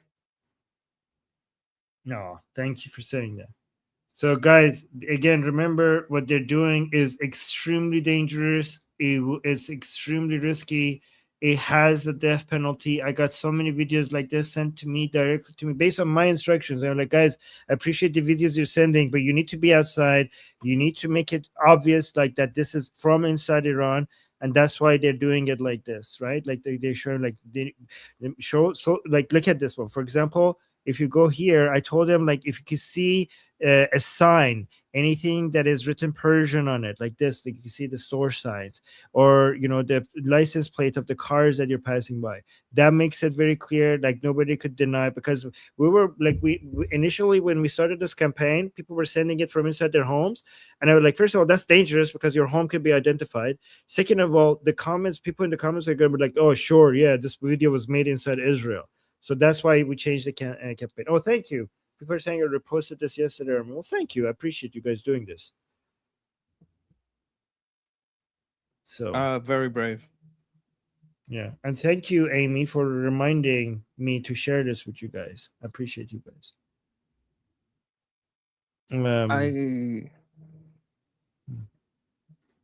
I highlighted a comment. I don't know if we should talk about it. Yeah. Go ahead. Now, no one can force me to apologize, but I will do it voluntarily, right? Now, when we say, hey, these guys are pagan, we're talking about their hypocrisy. When we talk about, it's not because we hate pagans. When we talk about the gay Ayatollah, we have nothing against gay people. Like, be gay, as long as you're adults, I don't care. And I'm sure Armin doesn't either. It's about the hypocrisy. So, Pagan Lord, what we're highlighting is that Pagan Lord says, okay, monkey, but don't badmouth pagans, please, or compare them to, no. This is not what I'm doing here. I am highlighting their hypocrisy, because if they were honest about the roots of their religion, they would realize that they are pagans, but they are hypocrites because they also kill anyone they perceive as pagans. This is actually why they hate Christians, because they perceive us to be pagans, right? Because we believe that Jesus is also God, right? So this is not a dig at you, because they put me in the same camp as you, and they would kill me for the same reason they kill you, maybe with a little more gusto, but they would like, I'm in your same boat when it comes to them, right? So this isn't an insult at pagans, it's at their hypocrisy. And when we've ever talked about the gay Ayatollah, right, we are talking about the hypocrisy of a regime that would kill people for their preference while their leaders have that preference. So I don't want this to be misunderstood. If it was never my intention, and I am completely willing to apologize. No one can force me, but willingly I'll do it. I'll apologize if anybody thought that I was trying to besmirch pagans. I would just like to remind everyone that it's hypocrisy from their part, because they are pagans and they would kill me for being a pagan and you. They're a bunch of hypocrites. That was my central point in the argument. Yes, you made it very, very, very, very, very clear. And thank you. And thank you, Pagan Lord. And we got 2 super chats. Casey saying, VDH says, name the son of the Shah. I don't understand this. Government in exile. What's VDH? I don't know, but the son of the Shah is the Shah, right? Well, like who we call Reza Pahlavi is the son of the Shah and the Shah. Government in exile, that's who would be in charge of the government in exile. Yeah, so some people call him the Shah, some people call him the prince or the Shah to be. But yes, I would say government in exile makes a lot of sense. And Monkey was actually pointing that out before I did. And I think now it makes a lot more sense to also push for that, not just for the transitional government once he goes into Iran, but like, let's just get it done right. Let's just get it started, the government right now, and have you know what I also like to call him before that. Before we have US a government Air Force trained pilot. Oh my God. Okay, okay. I was saying we could recognize before Princess Pahlavi goes into Iran, it makes sense for us to have a government exile before we get there. And also somebody is confirming, like 40 Winks is saying Victor Davis Hansen. That's what VDH is saying. VDH stands for. So yeah, okay. Go on, Monkey. Sorry. Okay, but I'm not wrong. It is kind of awesome that he was an Air Force pilot. Yes, he was. And Casey saying, I hope the president listens to Victor Davis Hansen. Oh, the Hansen guy. That the guy that was at Mark Levin? Yes. So that was a guest of Mark Levin. He was saying that's what we played. That's what made us realize that the government in exile is actually the right move. We don't have to wait for Princess of Pahlavi to go into Iran for him to start his transitional government. When VDH, or Victor David Hansen, when he said that we could basically recognize Princess of Pahlavi's government right now, that basically completely that was like a huge big deal. Now everybody is talking about that, like we should do that, we should move on with that. Yeah, thank you, Casey, for the reminder, and thank you guys for Victor Davis Hansen. Yeah, that's where the first time we heard it, and Mark Levin. And then IGK is saying, Armin, please instruct them not to show their faces. Okay, so you're referring to her. Let me tell you what happened. So this is from inside Iran, and she showed her face. Okay, and I did tell her. I did tell her, like, listen, it's your choice. This is very dangerous. You're showing your face. She's wearing sunglasses, but you're showing your face. I promise you, I told her that. I was like, me posting this is extremely risky. And then she had a conversation with me. She's saying, like, said, would it have more of a reach if we just posted like this? Like, we had that conversation, and I said, yes, this will have more of a reach because you're showing, the fact that you're showing your face will have more of a reach.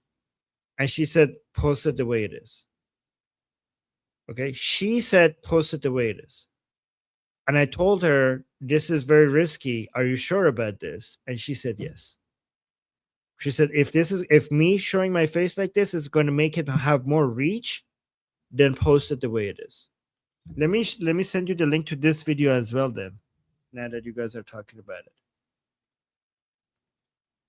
So guys, I asked her repeatedly, I asked her, are you sure about this? This is very risky. And she said, do it. And some people might criticize me and saying, like, Armin, you shouldn't have done it, even if she agreed. And I mean, she's not, like, I'm not going to go against her wishes. She's deciding. She's an adult woman, and I am here to help them get the message out the way they want. And it's not up to me. She's making the decision, and I'm making myself available, making our platform available for what they want out there. Does that make sense? Like, do you think I made the wrong decision? This is the way. What I would say. This is a person that does not have the liberty to reach very far, and you're all about liberty. So you helping her feel the liberty to reach far is in line with your core belief and assisting people to enjoy who share that core belief, even at dangerous times. Like this is kind of like, now you understand, like she'll understand how some people in the military are resentful of the people that keep saying, I don't want boots on the ground. I don't want boots on the ground. But the boots never get asked what they think. So you're like being respectful of that. Okay, so you're the boots on the ground. You want this message out, so I'm going to let it go out. That makes a lot of sense, Mikey. Now that you're framing it from this perspective, I understand you a lot more. Now that you're framing it from this perspective, because I relate to us not making decisions for somebody like her. So now that you're giving that from that perspective, it makes a lot more sense. Thank you for saying that. I mean, I think it's you know, the more perspectives, the better the view, right? That works for objects and subjects. Yeah. Anyways, we got another super chat. Thank you, Justin. Justin saying, with all these advertisements in AI and drone technology, is it really crazy to think Trump is working and delaying with Mossad right now to vet people inside Iran and is airdropping them weapons via drones? So airdropping weapons via drones would be a mistake. right? And I think Monkey agrees with me on this. What you need to do is you need to have a very, very strict vetting system first, and then training system after, and then only after that you need to have, or you need to arm the people that you have vetted and you have trained, and all of that needs to happen under Princess of Pahlavi's leadership and with coordination of his team. We already saw how big of a mistake this was to do it with the separatist groups, the Kurdish separatist groups, and that should not be repeated ever again. That was a really dumb plan that backfired, and we already knew it would backfire if anybody like checked with us first, right? And yeah, Monkey, do you agree with this? I think you agree with this. I dropping, like, let's say you kind of know that one person. That's not vetting a lot of people. Number one. Number two, dropping weapons isn't the same as training. How do you know that that person knows how to use a weapon? Like, this is I can steel man it. I can steel man it. We have a group of vetted Artesh members, and they are all for the cause. They've done things on video that prove that they're basically giving information. They're giving targeting information. They're very obviously on our side. They're already trained and vetted. Would those people get armed? Maybe. I'd put that at a maybe. But it's not the same thing than taking civilians, vetting them and giving them weapons, because you're not giving them training. They could hurt themselves. They like it's not as easy as it sounds. Yeah, it's not easy, and I think that if anything at that scale what was happening, we would know, like, it would, that's something impossible to hide. I think that it is true that Mossad and CIA have been training and arming certain individuals in Iran for special operations. We know that's happening because that has always been happening, and it's happening even more than before. But that's not at a level of an army. That's at the level of special operations.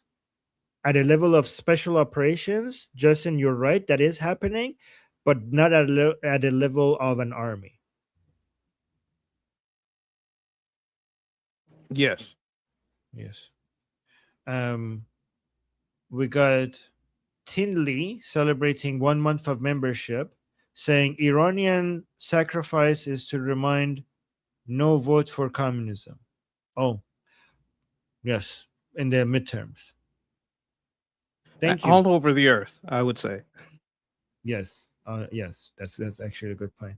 Oh, somebody is saying all Iranian men do national service. I mean, not all. I'm Iranian. I didn't do national service. I mean, I'm different from other people. I have my national service card here. I could show it to you guys. But in Iran, the reason why I didn't do it is that my parents, I'm kind of privileged. My parents had enough money to pay for, let me just hide something from it and then show the rest. So this is my military service card. It says that I served in the military for 2 years. I didn't even go for 1 day. We paid for getting this card, right?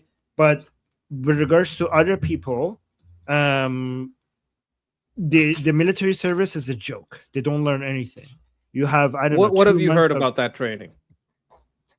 So you get 2 months of training, and the most of the training is just basically doing, walking. What is it called when you do military walks? Marching drills. Marching drills, and the rest of the 2 years they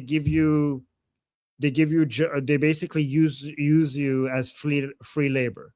They give you office job. They give you cleaning job. If you're upper class, they give you office jobs. If you're lower class, they give you cleaning jobs or moving jobs.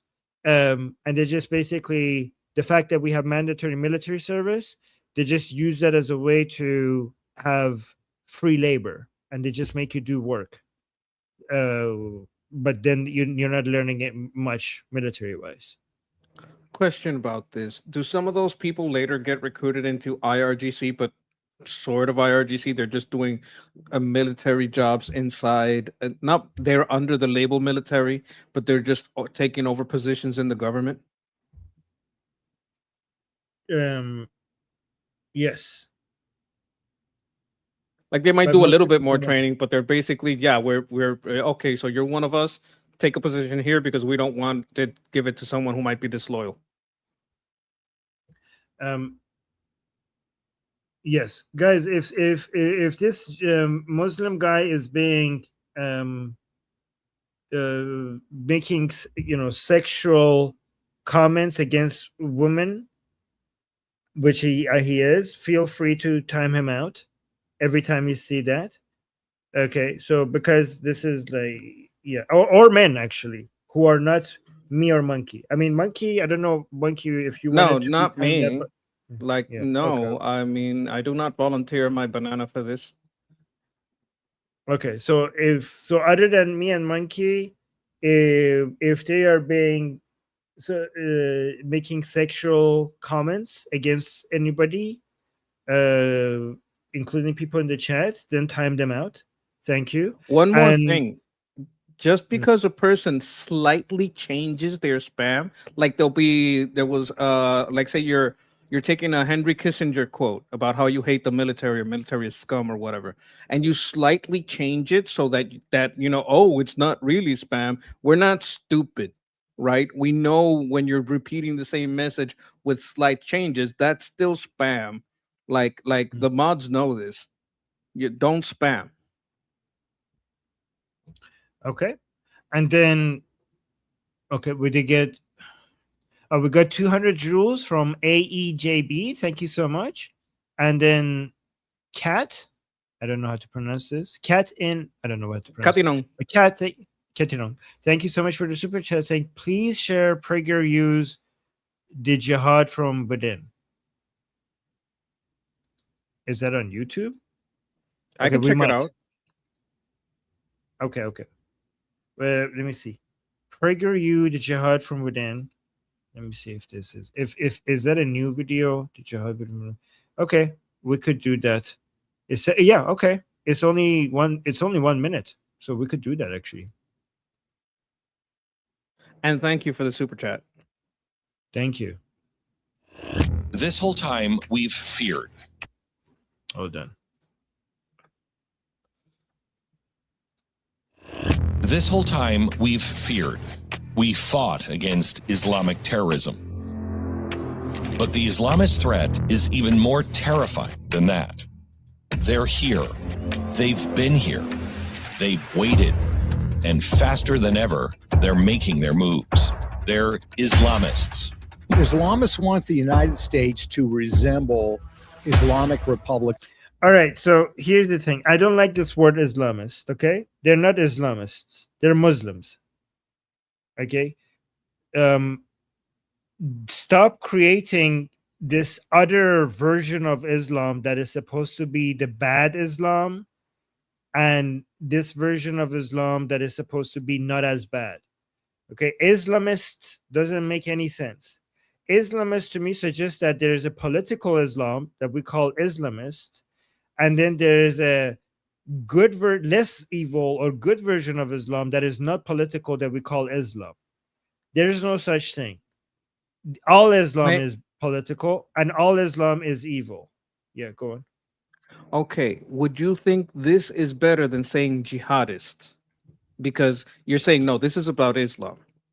Like the problem here is Islam and the people who follow Islam. Like, would you like give them that at least? Because some people like to go, no, it's the jihadist, it's the extremist, and this is more framing it within Islam, even if they're not saying it's Muslim. Muslims. It's Muslims. They're Muslims. I understand. But like the word I'm talking about is jihadist. Because a lot of people use jihadist, and people are being told, look, let's get away from this jihadist thing because the problem here is Islam. Yeah, but why would we not use the word Muslim instead of Islamist? Why not that word? Because I'm an American, and to me, that's the closest I know. And I'm not as well read, well versed, and haven't lived your experience to have that intelligence about it to know that I should just say Muslim. But I'm doing the best I can. Yeah, but doing that suggests that we'll, like, if we want more Americans to understand what's going on.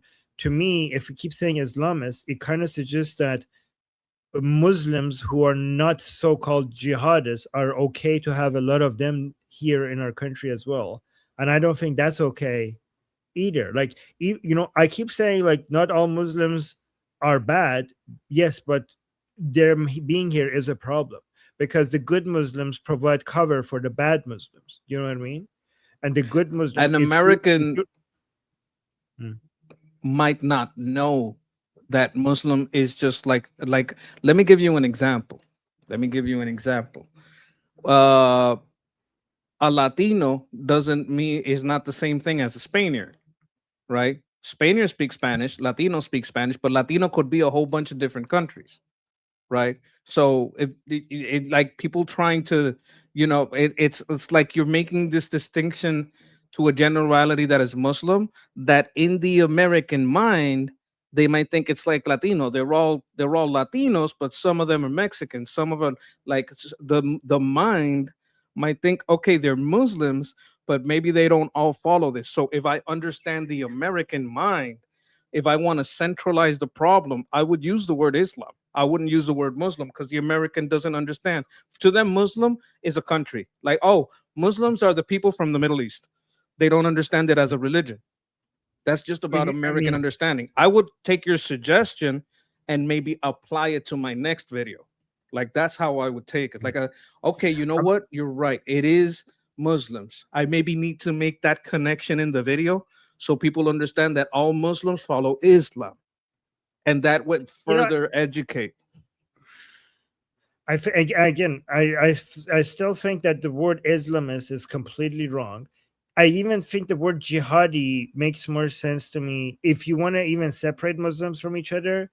The Muslims who follow Islam and the Muslims who don't follow Islam, then you could use the word jihadi, because the word Islamist is just a new made-up word that is not that basically confuses people and makes things more complicated.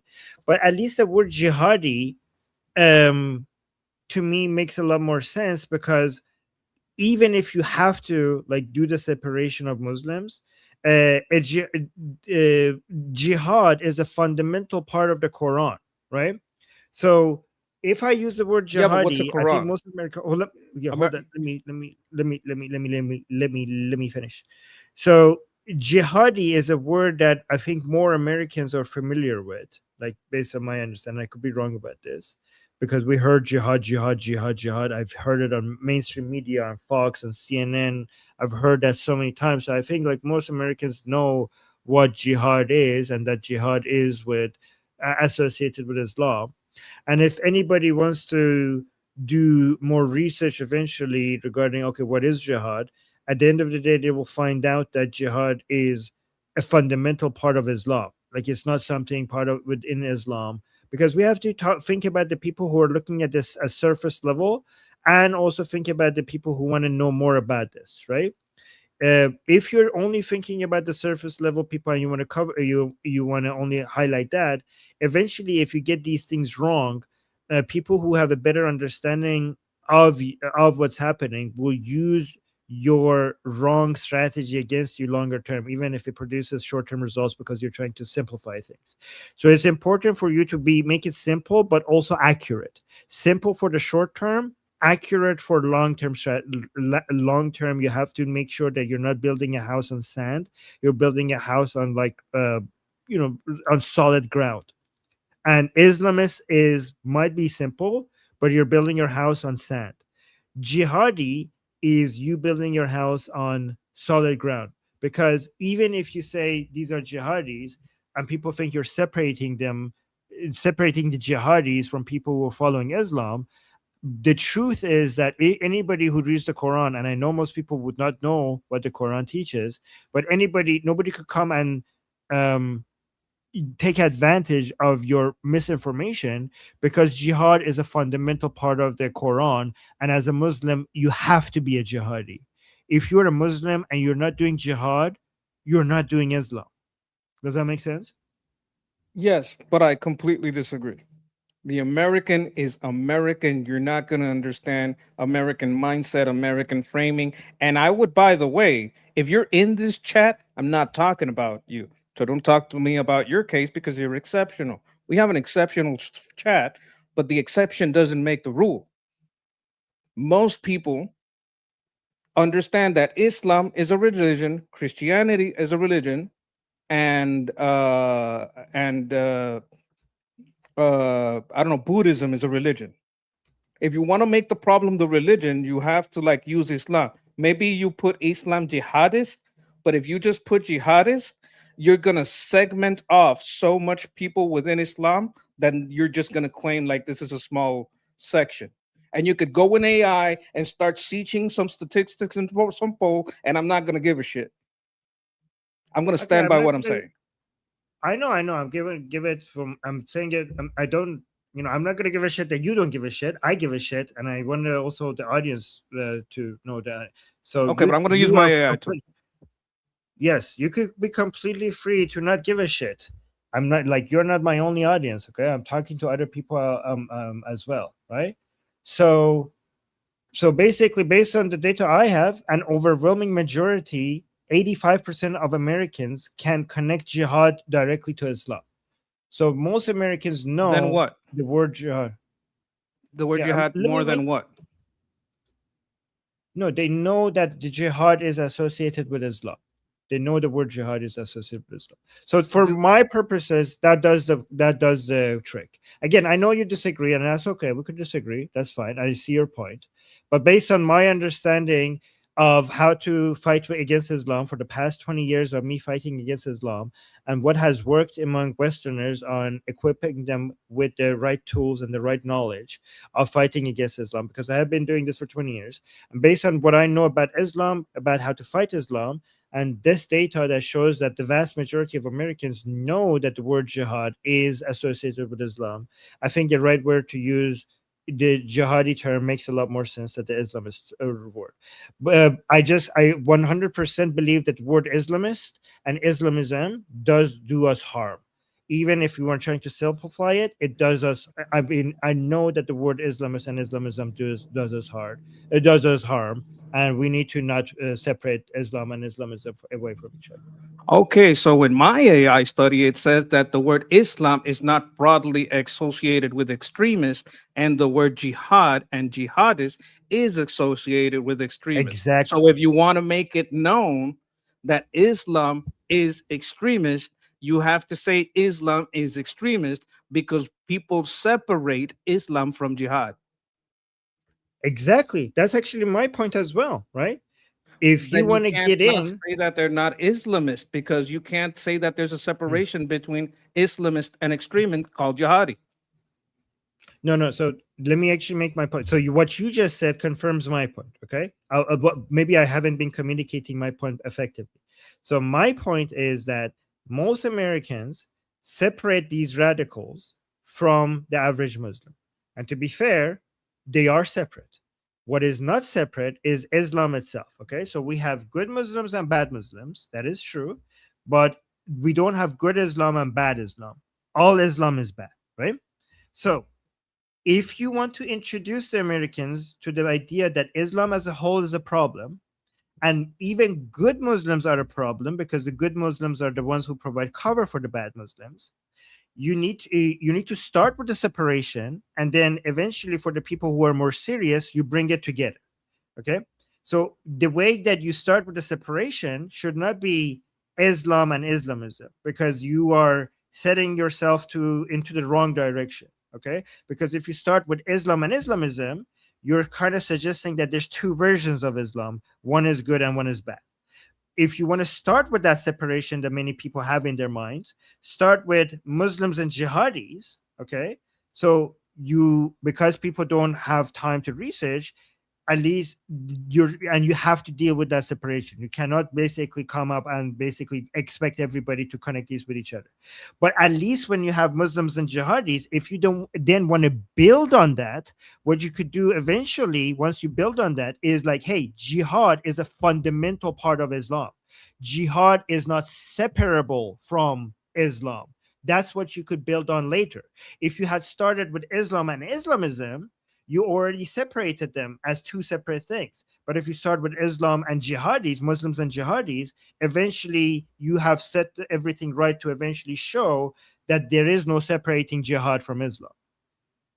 I think I think you're talking about separating into the more serious. We don't care about the more serious. They'll figure it out. The ones we care about are the voters. We have 2 months to get to them. We don't care about their separation, the correctness. We got to get this message out now. We don't have time for the long term, and they'll learn and the blah, blah, blah, blah, blah.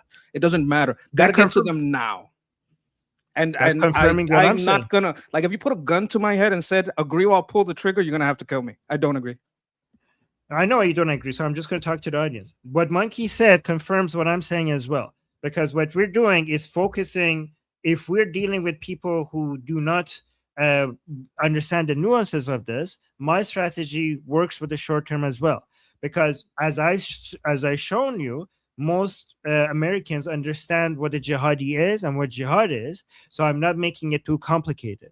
I'm saying jihadis instead of Islamists. So, and I'm not making it difficult for the average American to understand what's going on. So short term, the word jihadi also works short term. It works both short term and long term. It's not sacrificing the short term for the sake of long term. It's working both short terms and long term. And guys, I know this. I've been doing this for many years, and I know the word Islamism and Islamist is shooting yourself in the foot. Okay, one last thing. And by one last thing, it doesn't mean like, okay, you're confirming what I say, so now I'm going to have the last word and you shut up. I have been an American all my life. I have lived in America.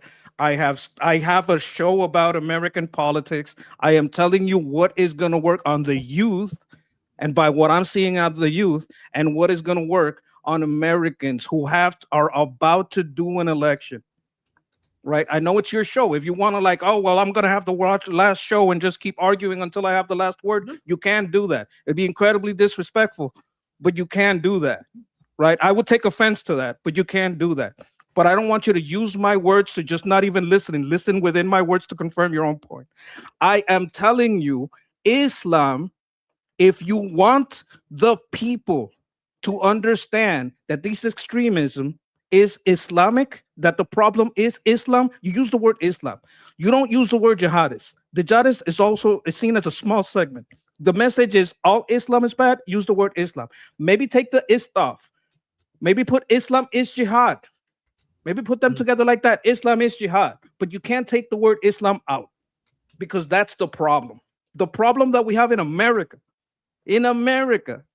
is that because not all Islamists or not all Muslims commit attacks, so they're seen as a separation. There's more closer tie between Muslim and Islam than there is between Islam and jihad, and Muslim is jihad. Islam has to be shown as the problem, because there are Muslims who convert. There are Muslims who are apostate. There's all kinds of Muslims, but there's only one Islam. I agree. So I'm not gonna. If you want to have the last word, I will.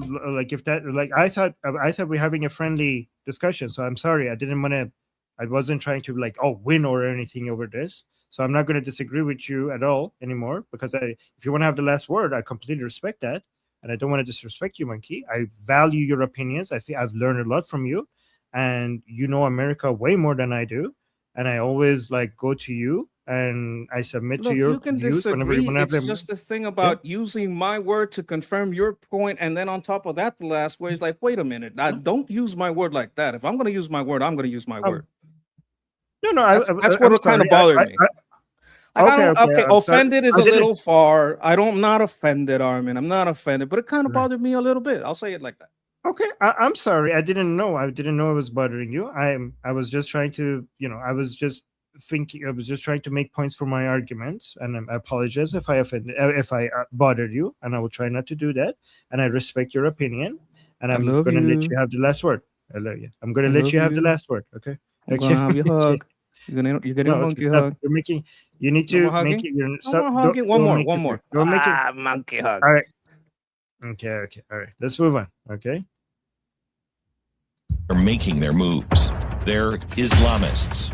Islamists want the United States to resemble Islamic republics in the Middle East. Our goal is to make America Islam. Real Islamic state. They're among us. They're among our politicians, among our city leaders. There's a template and a playbook that is in motion. We're living here to shift this country's political direction. engaging in dawah, and dawah is essential. And most of the Western world isn't even aware of what's happening. As a doctor, I don't just treat symptoms. Terrorism is a symptom. The disease, the cancer, is political Islam. It's incompatible with... Okay, this is not on top of what you're saying. I'm just responding to this video, okay? This is a problem. This video is not good, in my opinion. I appreciate what they're doing, but in my opinion, in my humble opinion, which could completely be wrong, and I'm okay with anybody who wants to disagree with me. I'm just going to put my opinion out there. Look at what he's saying. Political Islam. That is hard, in my humble personal opinion, that could be completely wrong here. That is horrible framing. This is a mistake. Yes. This video is a mistake. Yes, okay. Agreed. It's all political. All Islam is political. All Islam is political. There's the issue, guys. Listen to this. The problem is not political Islam. The problem is Islam.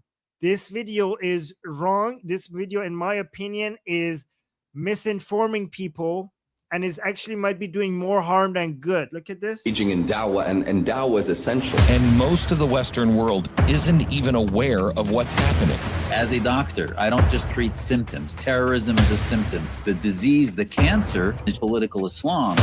No, the disease is not political Islam. The disease is not political Islam. This is how they get in. The disease is Islam. If you think the disease is political, let me tell you why this is dangerous. And this is why I had the negative reaction to the word Islamism at the beginning. This is why I'm so sensitive about this. I am very sensitive about this. Because Islamism means political Islam, and this is how they get you. If you think the issue is political Islam, then you're going to open the door to Islam because you think it's not political. And then once Islam is the Trojan horse, the Islam that they pretend is not political, the is the Trojan horse, and the so-called political Islam, which is actual Islam, it's in that horse. So this framing of Islamism and political Islam is how they get in. And once they're in, once they're breeding, and once they're using their votes to let more people in, that's when they get political. At first, they're not. Just because they're not political at the beginning, it doesn't mean that they're not political. They're not political at the beginning so that they could get it in. Guys, this is in the DNA of Islam. Muhammad himself had a Meccan phase and a Medina phase. The Meccan phase of Muhammad, when he didn't have an army, he was a lot more tolerant. He was to each their own religion. You have your religion, I have my religion. And then when he had an army, that's the Meccan phase of Muhammad's prophethood. Then we had the Medinan phase of Muhammad's prophethood. That's when he had an army. And then when he had an army, he said, find the unbelievers wherever they're hiding and kill them. All right. So you calling this the disease political Islam, you're playing into this. You're being fooled. Playing into this. What you call Islam is the Meccan phase of Islam. And then what you call the political Islam is the Medina phase of Islam. The Meccan phase of Islam is how they get in, and the Medina phase is when they rule over you and they crush you and they destroy you. If you separate them, you're helping them get in. Yes. Now, this is why I said just say Islam. Because if you use the Medina phase jihad or you use the political phase Meccan, well, that's just you're separating. I like to use, like, you remember my thing is like just call it Islam. Like even the is stuff, just call it Islam because it's all the same. Like the Meccan phase and the Medina phase, the political phase and the jihadi phase, it's all Islam. It has to be condensed into Islam. I don't believe there's any bad faith on these people's fault. I started a message here that says that it's too politically correct. This is Fit Over 50 said it. Too politically correct. This is too politically correct. You're trying to like be wishy-washy. I don't want to sound racist about it. Forget that. All Islam is bad. I'm not going to scold them. I'm going to not say that I'm not going to say that they're bad people. I think that they need to be a little harder on the message that all Islam is the same. You have to make everyone understand that there's not a difference. Yeah, no, 100% I agree. 100% agree with what you're saying. And let me play the rest of this, and then Incompatible with everything that Yeah, and also- America and you know, Monkey is right. Like we're not like, I think these people who make this video have good intentions. They have good intentions. Okay, so but we need to be able to make more people know that this is not the correct way of doing this. It's political Islam. it's incompatible with everything that America and the Western world stands for. Honor violence, honor killings, child marriage. We have this idea that, oh, we can't judge other cultures. And it's happening. So see, you know, so again, this is Yasmin Mohammed, and she is unfortunately Yasmin Mohammed is somebody who is now separating Islam from good Islam from bad Islam, and she's not going against Islam anymore. She used to go against Islam, but now she's getting software and dealing with the so-called reformers. Unfortunately, Yasmin Mohammed has fallen for the reformist narrative, and she's trying to appeal to the good Muslims as well, which is such a huge loss. It's political Islam. It's incompatible with everything that America and the Western world stands for. Honor violence, honor killings, child marriage. We have this. So see, this is Yasmin Mohammed, and she's saying the words that makes you think that she's saying the right thing, but unfortunately, she says all of that, and she says that's the bad Islam. And she's dealing with Muslim reformers now that apparently are trying to sell us a good version of Islam. And that's why I don't trust Yasmin Mohammed anymore. Yeah. Can I ask a question about her? And I think I'd be asking the chat. Has she infiltrated PragerU? Is this like when Mech infiltrated Rudy Giuliani's camp? Like, what's going on here? How is she here? Does he have a faction that's donating to PragerU like Mech donated to? Because that would be a serious problem. Is this person infiltrating? Because I don't know her, but by what you're telling me, she has very bad connections. I don't know her from anyone. She used to work with me. She used to work. She was my co-host. She used to be the monkey. Okay, a long time ago, and now she's working. I know she was working with Ayaan Hirsi Ali's foundation. And I don't know what her ties to PragerU though. But she used to be my co-host for years on the Secular Jihadist. So so she's the proto monkey. Okay, but like you don't know about any connections to the Middle East, to any organization, nothing like that. She was married to Al Qaeda. Her husband was Al Qaeda. And I don't, but and she, well, no connection. I don't know. So the answer is I don't know. But I'm just giving you more information. And she was abused by her husband. She has a huge history of how she got into this. But no, I don't know. Sorry, I'm just answering. At least economical, we don't know. Okay. But like I was curious about that because it's important information to have. Mm-hmm. Yeah, I don't know. That's sorry. Sorry for not answering your question and answering a different question. I hate it when people do that, and I did that myself. I apologize. You know what? I like both answers because like that gives us a psychological take. You know how people think, well, maybe I could have fixed him. Like I could fix him. There's like this thing that happens. Oh no. She's like aggressively against those people. But the problem is that only those. Maybe she's trying to fix Islam instead of the guy. Yeah, exactly. But let's continue. This idea that, we can't judge other cultures. And it's happening in more ways than you could imagine. This is economic jihad. So which side will win the ideological battle for the West? Yeah, the West will win when it stops having hope in a better version of Islam. That's how the West will win.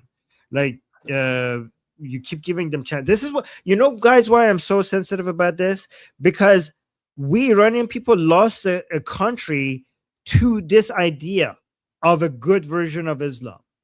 Like that, this is how we were tricked. The idea that there's a version of Islam that wants democracy, that wants human rights, that wants women's rights, that will be tolerant.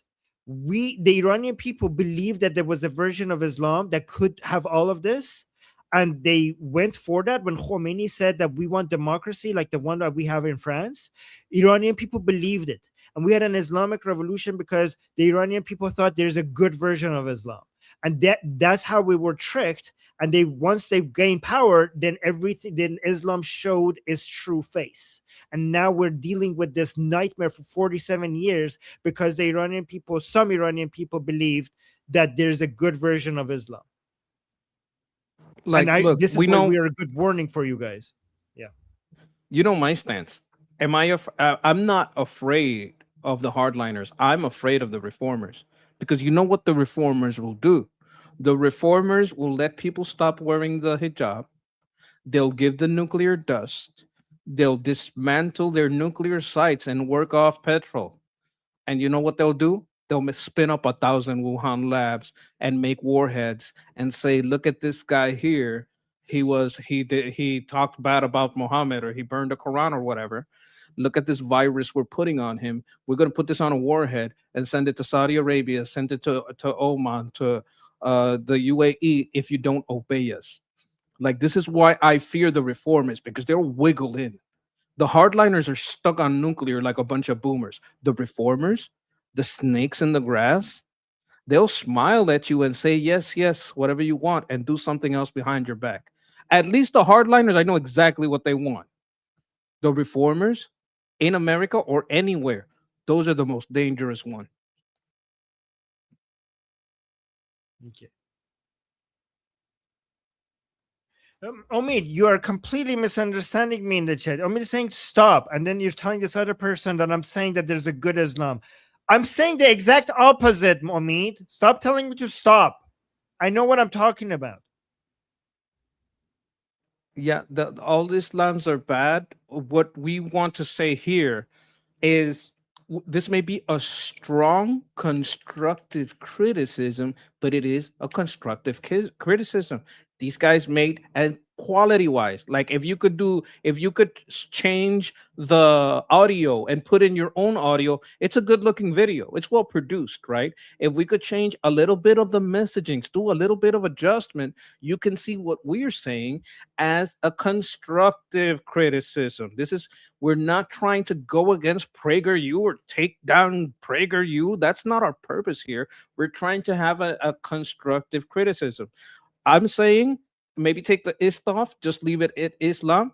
Armin is saying it's not political Islam, it's Islam. They're all jihadists, and that's a better definition for what Islam is. They're all jihadists, basically. And this is our central point. Like, the problem is Islam. It's not political Islam. It's like that's what's going on here. So we don't hate PragerU. We understand that they're like basically, trying to do the best they can do. But like, this would be our and they don't have to follow it. This is a free country, but it's just our constructive criticism, right? Right. Exactly. No, yeah, they're trying their best. And Armin is saying, no, Armin is saying Iranians fell for Khomeini. I said some. I specifically used the word some. Maybe pay attention before you get angry with me. I specifically said some because I'm careful with my words. I didn't say all. I know about the silent majority of the Iranians who didn't fall for Khomeini, but they were silent about it, just like our king said. I know what I'm saying. Yeah, you're chimping out like a monkey. Yeah, exactly. Yes. Sherry, thank you so much for the super chat saying Infidel movie coming September 16. America waking up. Hopefully, hope so. More people. That's good to hear. Thank you, Sherry. And then Dubby Step with a super chat saying Witkoff and Kushner are morons. Let Rubio make the deal. I think Rubio doesn't want to make a deal. I don't know, unless there's a surrender deal. Right? Okay, here's the deal. Boom. Boom. Yeah. Here's the deal. You die. Yes, exactly. Debbie. Thank you, Debbie. And then Debbie with another super chat saying Takia. Thank you for the super chat. And then we have a Jet saying the ego. Guys, be nice to the monkey. Be nice to our monkey. Okay, don't make it. And then Debbie with the super chat saying Takia. Thank you. And they're just saying, this is your channel. You say what you want, bro. I do say what I want, but I also want to be nice to our monkey. Okay, I want to make sure Monkey is guys. This is my channel, but Monkey is giving us his time. He doesn't have to give his time. He's here contributing, and I want to make sure that the Monkey, both of us, me and the Monkey, are enjoying our time here. He's our guest, and in my show, and I'm hoping one day I'm going to be a guest on his show, and we want to For make real? sure that You we gonna both do are that? enjoying the show. Yeah, I would love to do that one day. Yes, if you Extra plan. long day. Like I do 8 hours, you do 10 hours, 15 hours a day. Are you sure you sleep? I have my doubts. What? One day, okay. No, guys. Every Monkey, I love the Monkey. Sometimes we have our disagreements, and I just want to make sure, like, he is a lot of work, and I don't want to. I don't want us to give each other. I want us to make this as comfortable and as enjoyable for both of us as possible. Okay. So yes, it's my channel, and I could do. Thank you, Jess. This is my channel, and I could do what I want. And what I want to do is to make sure that Monkey, who is contributing so much of his time and valuable information, I want to make sure that I use my channel to highlight the great work that he's doing, and also the time that he's donating to me. He's feeling that I'm respecting him for that time, and I'm also acknowledging his great contribution. That's what I want to do with my I want to say time. one more thing. It may sound a little sexist, but guys are guys. Guys can have a little bit of a difference, learn from it, move on, even stronger friends, right? Like it's just like that. It's no big deal. Yes. And guys, no two people are going to completely have zero tension. You could, with your wife, with your girlfriend, with your husband, with your roommate, with your parents, with your siblings. Okay, if you're trying to avoid all friction, then you have to avoid all people. Again, let me repeat this. If you want to avoid all friction, you have to avoid all people. The best you could do is try to manage the friction rather than trying to completely avoid it. There's an old saying where two people agree on everything. There's only one of them that's thinking. Yes, exactly. And then render unto Caesar, saying this is not the ideal type of edging. Yes, true. Okay, yes, I don't like that either. Amir with membership gift. Thank you so much. Amir, always supporting us, even when Amir really disagrees with me. He still never gives up on supporting us, which I really appreciate. Thank you. Okay. Okay, let me. I need to go to the washroom, and that's why we're gonna do Nick Fuentes. I want to highlight a comment here. Exactly, okay. guys can have an outright fist fight, and afterwards be your friends. Okay, I am a monkey. I'm not a chimpanzee. I don't think I'm gonna be able to beat Armin because he's in tip-top shape. Okay, so that's not happening. I'm gonna just run up a tree.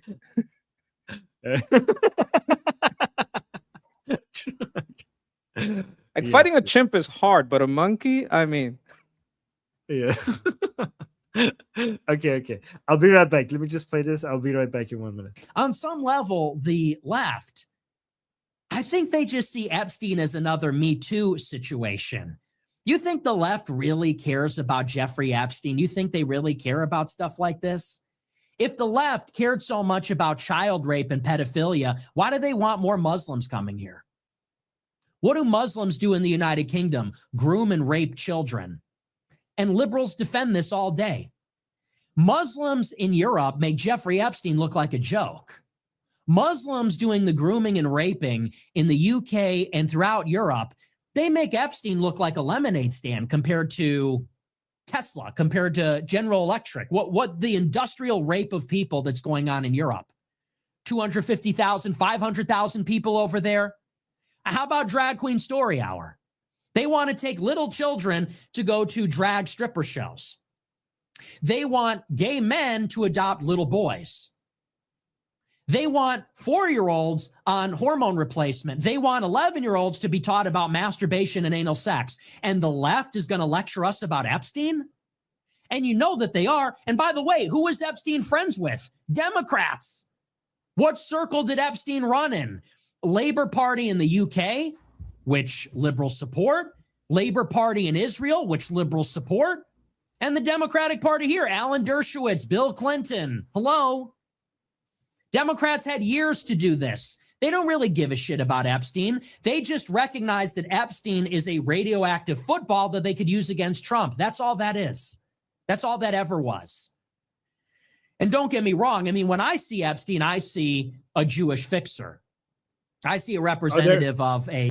There we go. There it is. Like, okay, there it is. We're like, he's making too much sense. And then all of a sudden, like, there we go. The This plot is why twist. he's dangerous. This is why he's dangerous. He makes so many good points, and then he gets you. He gets you all of a sudden from. Exactly. Oh my god. Yeah. It just made like a almost like non-stop facts, mostly at least, and then all of a sudden this is like, oh my god, yes, wow, this guy, he's actually making a lot of good points, and then the Jews, it's the Jews. Okay, look at this part. Oh, Democrats had years to do this. They don't really give a shit about Epstein. They just recognize that Epstein is a radioactive football that they could use against Trump. That's all that is. That's all that ever was. The Jews. And don't get me wrong. I mean, when I see Epstein, I see a Jewish fixer. I see a representative of a Jewish person that is a mediator between intelligence agencies and the political world and Hollywood and so on. The left doesn't see it this way. The left sees that as a Me Too thing that they could use to hurt Trump. I mean, the left kind of sees it the same way as you do. You guys have divided the world into Jews and non-Jews. They have divided the world into capitalists, and everyone else, the rich and the poor, basically, kind of the whole binary that you just call it different. And it's basically the same people always. You just call it different names, but you are the same. Yes. Yeah. The problem, Epstein- he even laid out the problem. It's not the Americans, it's the Democrats. It's not the whole political system. There's problems on the right too, but it's the Democrats. It's the labor in UK. It's not Restore UK. It's labor. It's not all Israeli politicians. It's the labor politician. And I'm sure, as happens in every intelligence agency on earth, when the leftists are in power, they put leftist agents in there. So what some people say, oh, this guy was Mossad. Yeah, but who put him in charge? Was it a lefty when a lefty was in power? Am I going to judge the whole of Mossad because some lefty put some lefty Mossad agent and gave him some power over there? I'm going to judge all of Mossad? No, maybe that guy was bad. I can't say all Mossad walks on water. There might be some bad apples in there that get thrown out later, right? We have that same problem in the CIA. We had to get rid of a whole bunch of FBI agents. We had to get rid of a whole bunch of CIA agents because these people aren't gods. They don't walk on water. Of course not. Of course there's bad ones, but he can't disassociate with, oh, if it's Jewish, it's bad. Like he did it. Like in this same video, he said it's the labor in Israel. That's what I found most surprising. That's what surprised me, that he made a distinction within Israel of labor in Israel and another party, specifically to Epstein, because a lot of people won't do that. They'll say, oh, well, Mossad. They won't say Epstein's ties were to labor in Israel. That's a very important distinction that I don't hear in a lot of places. But then at the end, he just fucks it up and contradicts himself. Yeah. You know, when they say the Epstein class, okay, some people, when they say the Epstein class, they want to connect it to the Jews. Everything gets connected to the Jews. And then there's these other people, when they say the Epstein class, they're talking about rich people. But it's interesting that whether you're one of these Jew haters or one of these, anti-rich people, a group of anti-rich people, anti-haves, anti the people who have things. The overlap is basically so, because the people who are anti-Jews, there's so many people who get grouped into that are not Jews, right? Like anybody who supports Israel or is basically working with anything that has to do with global trade or banking or companies that these people don't like, even if they're not Jews, they're associated with the Jews. And then, so it includes many people who are just rich or are powerful or, I don't know, have a lot of industry control, have a lot of influence in different industries and politics. You don't have to be a Jew for these people to consider you to be Jewish or aligned with Jews. So because of how that definition works on the anti-Jewish people and how a lot of people on the left are just against anybody who has influence, then if you look at the Venn diagram of what they consider to be the Jew problem and what these people consider to be the rich people problem, they're pretty much the same. Like the overlap is almost 100% complete, the same. And they're basically against the same people but they just use different labels. Yeah, absolutely. All right, so let's see. Ted Cruz posted something here, which is, let me see. He posted this thing.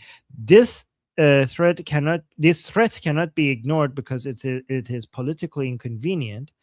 A counterterrorism expert testified that the Muslim Brotherhood and the DSA are united by shared hatred of America and a revolutionary objective to overthrow the U.S. Constitution.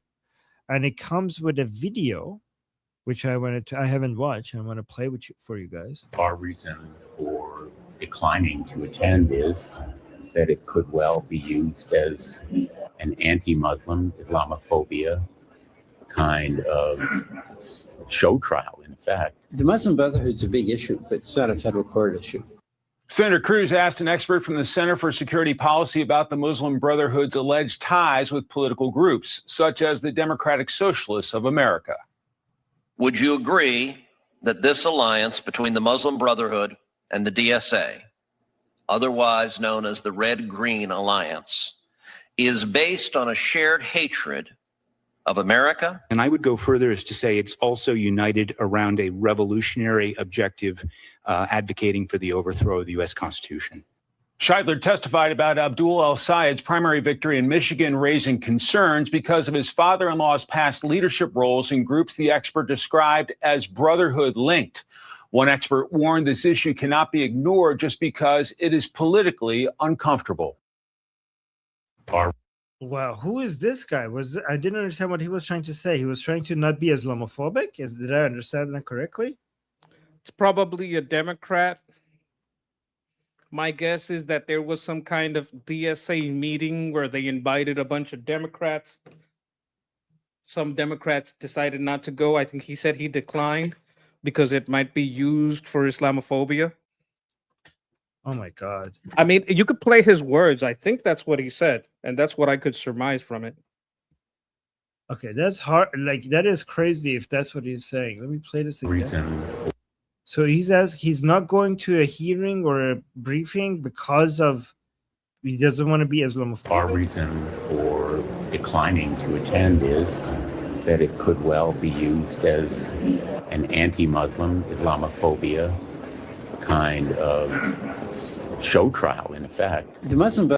What the hell? Who is this guy? What's wrong with him? So he's not even willing to listen to the information? I'm thinking, this is my thought, and I'm extrapolating here, right? Maybe he was supposed to go to the hearing. He didn't go to the hearing because they're going to ask him, hey, you're getting these DSA people with you. Are these DSA people that with Muslim Brotherhood funding? Are you getting any of that funding in your campaign? Are you being funded by terrorists? What would a Democrat call that? They wouldn't call it correct, information about where I get my money. They'd call it Islamophobia. I know, guys, the word Islamophobia is such a dangerous word. We need to find as we move forward with this, we need to, as we keep getting more involved in defending the West against Islam. I mean, I know we already have on this channel, especially for years, talked about how dangerous the word Islamophobia is, but I have a suspicion that we're going to keep coming back to it, and we need to explain it again and again and again and again. Asmongold says that that's a word invented by the Muslim Brotherhood to make it, to connect to homophobia and its effects. People don't want to be homophobic. Oh, let's invent Islamophobia. That's not even a real word. That's how he says it.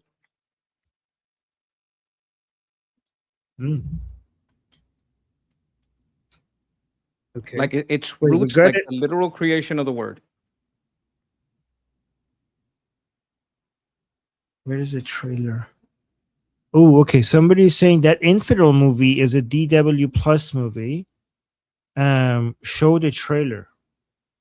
It's a Daily Wire movie. Okay. I found it. Hold on. Let me bring it up. So this is the trailer. Thank you for letting us know, but this is it, Kansas? Is this? I think I have it right. It's a Daily Wire movie that just come. This trailer just came out yesterday. Your country is beneath contempt. We who love and serve Allah fought back against the Americans and the Zionists from the scourge of secularism and the lands of unbelief.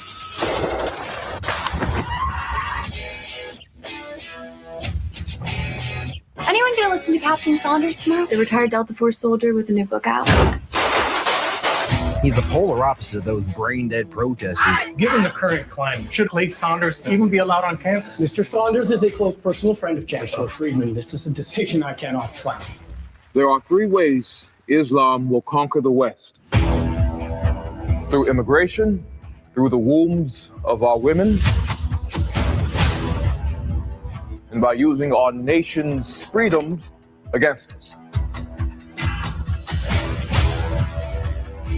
Are you paying attention?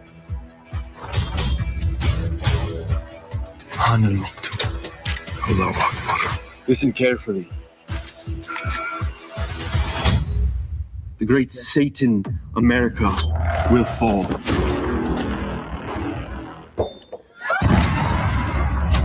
You are infidels. The bodies of women are not pure and the men's souls are unclean. What makes them so dangerous? Their goals are not in this life, but the next.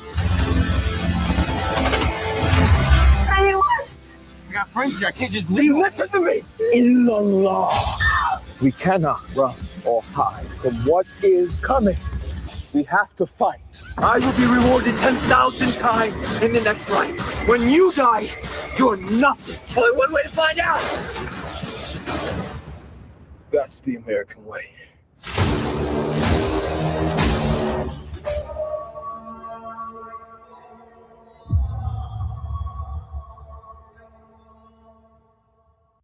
Hey, looks pretty good to me.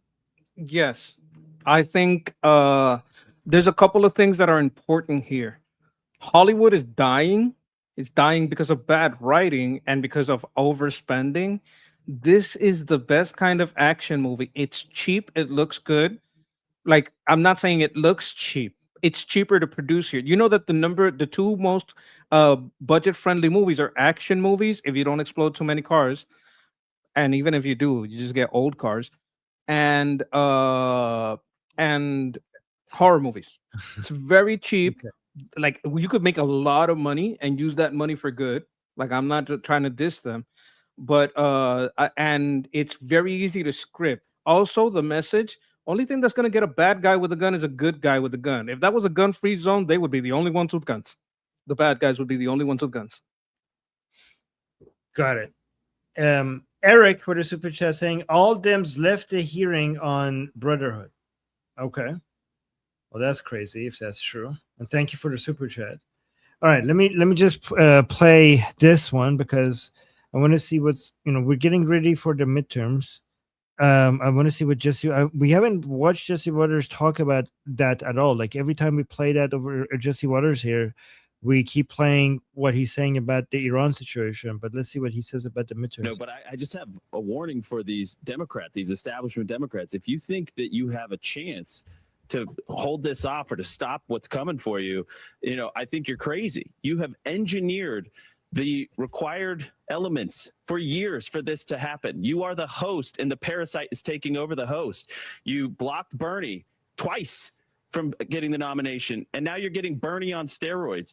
You embraced third worldism. You embraced racial grievances. You embraced all of these things that are now coming back, and the chickens are coming home to roost here, Jesse. I don't glory in it, but it is so predictable. It's scary. And what I would just say to my Democrat friends is that you earned every ounce of this, and you cannot stop it now because you unleashed it. No, but I just have. Pretty accurate, right? Anything you disagree? Nope. He's not wrong. Nope. He's not wrong. Okay. I don't know who that was. I thought Jesse Waters was going to say something, but whoever that guy is, he's not wrong. Let me see. There's another Jesse Waters video about all of this. Maybe he says something over here. No, she won't be. She hates all holidays. Valentine's Day. Oh, but they're talking about this Korean communist woman. What's her name again? Francisca Hong. Hong. And she is, what did she win? The primaries for what state? For Congress or Senate? For what state? I forgot. Let me know in the chat. But anyway, I thought it she was won Wisconsin. something. No, wait. It was Wisconsin was the other guy. I'm not sure. It was Wisconsin or Michigan. Okay, so she's a commie DSA person that just won a primary for, I don't know, Congress or Senate, but she hasn't won the midterms yet, obviously. We haven't had the midterms, but she's going to go against a Republican. She's getting, Wisconsin. People, thank you. It's Wisconsin. So anyways, they're talking about her and her hate for holidays. Oh, somebody else is not saying Michigan. Okay, anyways, let's see what they're talking about. No, she won't be. She hates all holidays. Valentine's Day. Excessive PDA, not cool. She hates July 4th. I do not enjoy fireworks. Halloween. Wow. It promotes unhealthy diets and candy. Fair. You know what she said about Thanksgiving? Incredibly painful for people in my community. She's Korean. Koreans. What'd the Pilgrims ever do to them? She said she felt attacked because someone put a Christmas screensaver on her computer. I mean, so she's depressed. Wow. She makes Angela Merkel look flamboyant. Every time you see her, she's grieving. Okay, she had a rough upbringing. Now she's taking it all out on us. Two Hongs don't make her right. No, she won't be. I want to. Can you stop it 1 second? I have doubts of the hardship of her upbringing. I would like to see if that is true, because a lot of these people, they say harsh upbringing, and when you look into their past, I don't know. They got a paper cut, and they're saying that it was a super, super rough childhood. I'm gonna send you a picture that goes into the links, and there's many links between the Muslim Brotherhood and the word Islamophobia. This is just for you later, in case you ever want a little bit of a reference. You got it there. But just to, I know you kind of agree on this, but in case anybody wants to reference this, bam, you got it. Nice. Thank you for that. All right. Let's go to Fetterman. He's talking about the Abdul El Sayed. By the way, this Hong woman, did she won the primaries for Congress, a district in Congress, or the Senate seats? Let me know in the chat as well. And then we have this other guy, Abdul El Sayed, which is the first Muslim who, if he wins the midterms, he already won the primary for, I forgot which state, and I forgot whether it was Congress or Senate. So the way again, correct me if I'm wrong, the way for Congress is a district, but for the Senate, it would be the whole state. Let me know if I'm getting this correct or not. But anyway, so he's going to go for the midterms as well. And Fetterman has something to say about that. Oh, Michigan. Thank you so much. Michigan Senate. Thank you. Michigan Senate. I don't think he's really interested in my endorsement. He's called. So, and also my understanding is that a senator in the United States is a much bigger deal than a congressman. So this is going to be a big deal if he wins in the midterms. I don't think he's really interested in my endorsement. He's called me an and he's called me an ogre, and I belong on a pike, right? Pike. So he has a real little man syndrome thing. Maybe if he wins and he's here, he'll be that kind of a tough guy. But overall, I would investigate why he seems eager to campaign with Hassan Piker, and he loves the communists, and he loved Hamas. Is that a winning ticket? I don't think he's.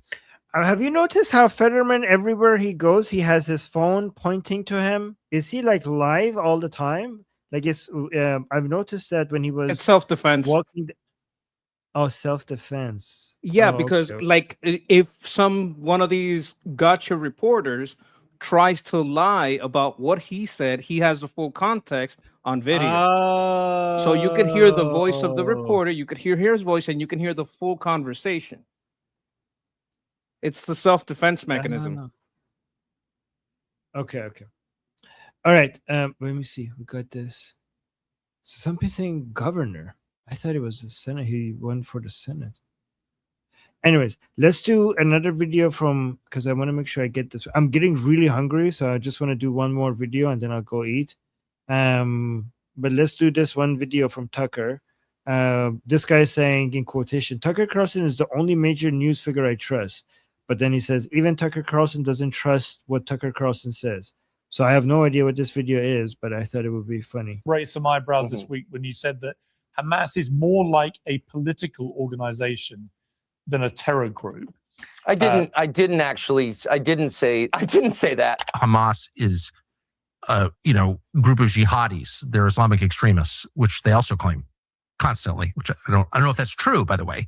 It seems more like a political organization. I didn't say that. You've been talking on your show about whether. What the hell? He said, I don't think that's true. It's more like he says he's not sure that Hamas is a terrorist organization. It's more like a political organization.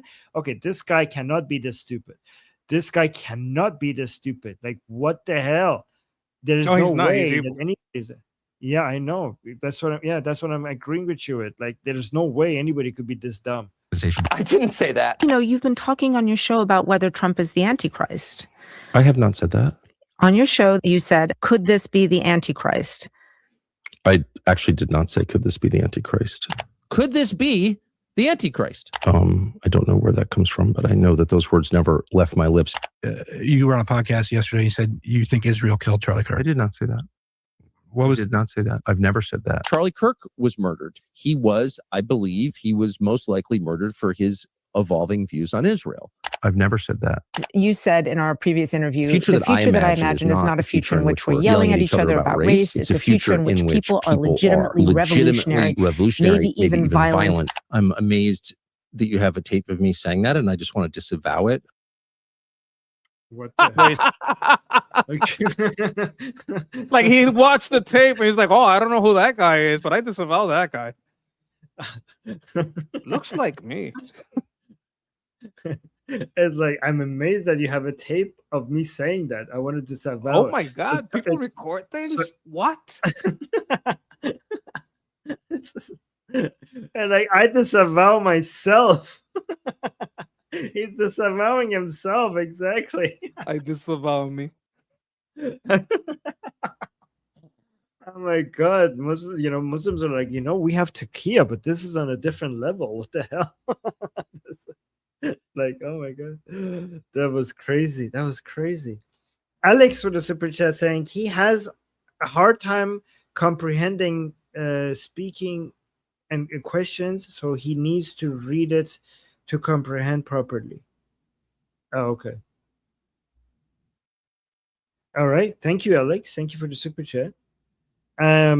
Okay, you know what, guys? I think that's it. We're going to go to our discussion group in about an hour and a half. So make sure you join our discussion group. The link to our discussion group. Guys, today's discussion group is open. That means anybody could come and talk to me and maybe the monkey if it's free. Monkey, will you be there today? Yes. Yes, I was there yesterday. I'll be there today. All right, guys, the I had a link is little- in the chat. I had a little trouble with the internet yesterday, so I couldn't be okay. on. But No worries. I'll be on tonight at 9. All good. So, guys, I'll be there. Monkey will be there. The link is in the chat. The link is in the QR code at the top left corner of your screen. The link is in the description. If you want to join us, guys, today is free. So just come and join us and talk to us. And, you know, if you disagree with us, you could bring it up over there. The link is, guys, the link is also here in Liberty Politics YouTube channel in the bio section.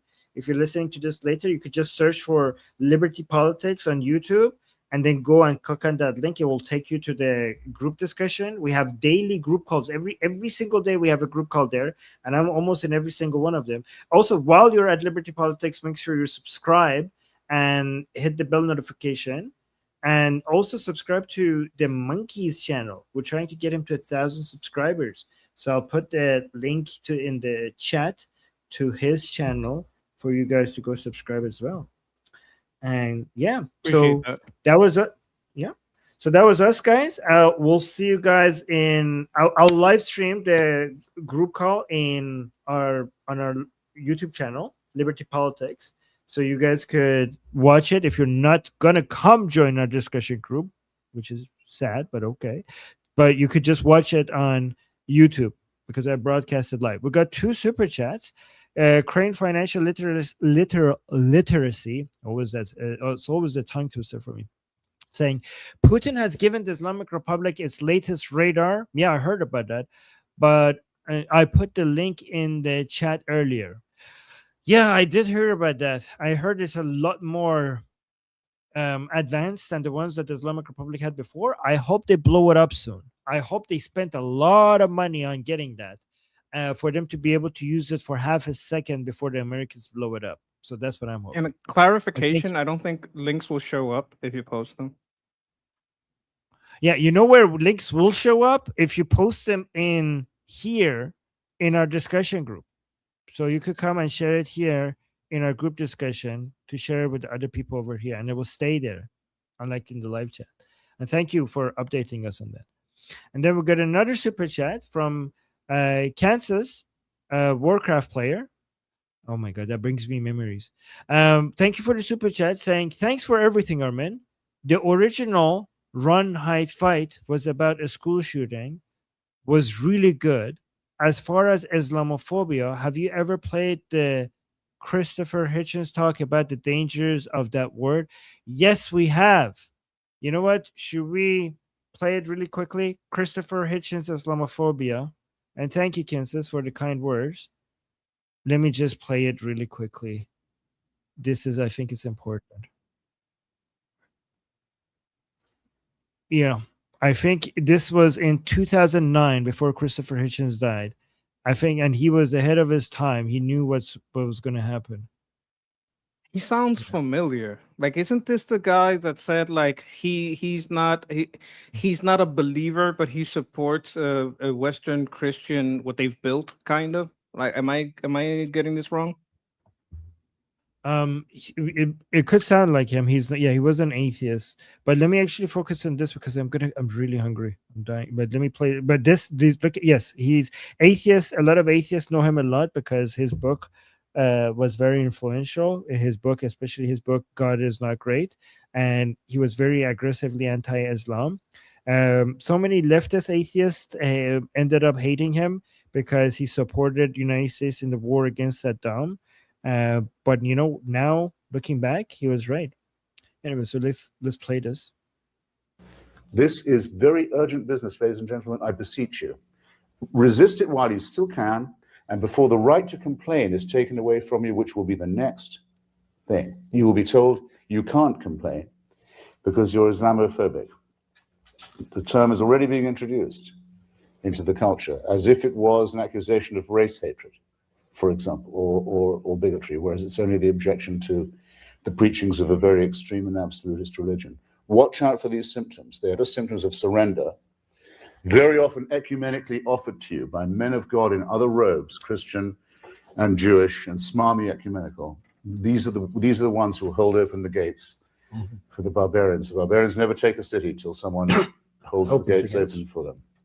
And it's your own preachers who will do it for you, and your own multicultural authorities who will do it for you. Resist it while you can. This was so brilliant because he said it before it happened. Like, this is years ago. Like, he was so brilliant because he saw it happening before it actually happened. And I just want to really appreciate him while we can. I have heard this before. And if you want to share it just for 1 second, I have all the links between the word Islamophobia here and the Muslim Brotherhood from Abdur Rahman Muhammad. Like this is just one of the times Muhammad's article, Brotherhood's connection, and this is substantiated by the FBI. Brotherhood memorandum, like they made a memorandum about this, documentary evidence, substantiated documents to support this. Later Islamists used the term. It's well documented. This use of the Brotherhood and the word Islamophobia is very well documented, and he was absolutely right. Yes, he was. Just want to put that out there. I miss him. I miss him so much. All right, guys, that was us. Thank you to everybody who's liking the streams. I don't know who you are, but I appreciate you. Thank you to people who are doing this. Thank you to people who are subscribing, and also the people who are going out of their way to hit the bell notification, not just subscribing, and also the people who leave comments, and also the people, thank you to the people who are sharing our videos because they want our channel to grow. Thank you so much for doing that. I appreciate you guys. It means a lot to us. Thank you. All right, so we'll see you guys in about an hour and 15 minutes on right here on Liberty Politics. Or if you are in the discussion group, I'll see you guys in the discussion group in our group call. And until then, I'm Israel Chai, Slava Ukrainie, Cuba Libre, Taiwan GIO, Long Live America, Javid Shah, Payande Iran.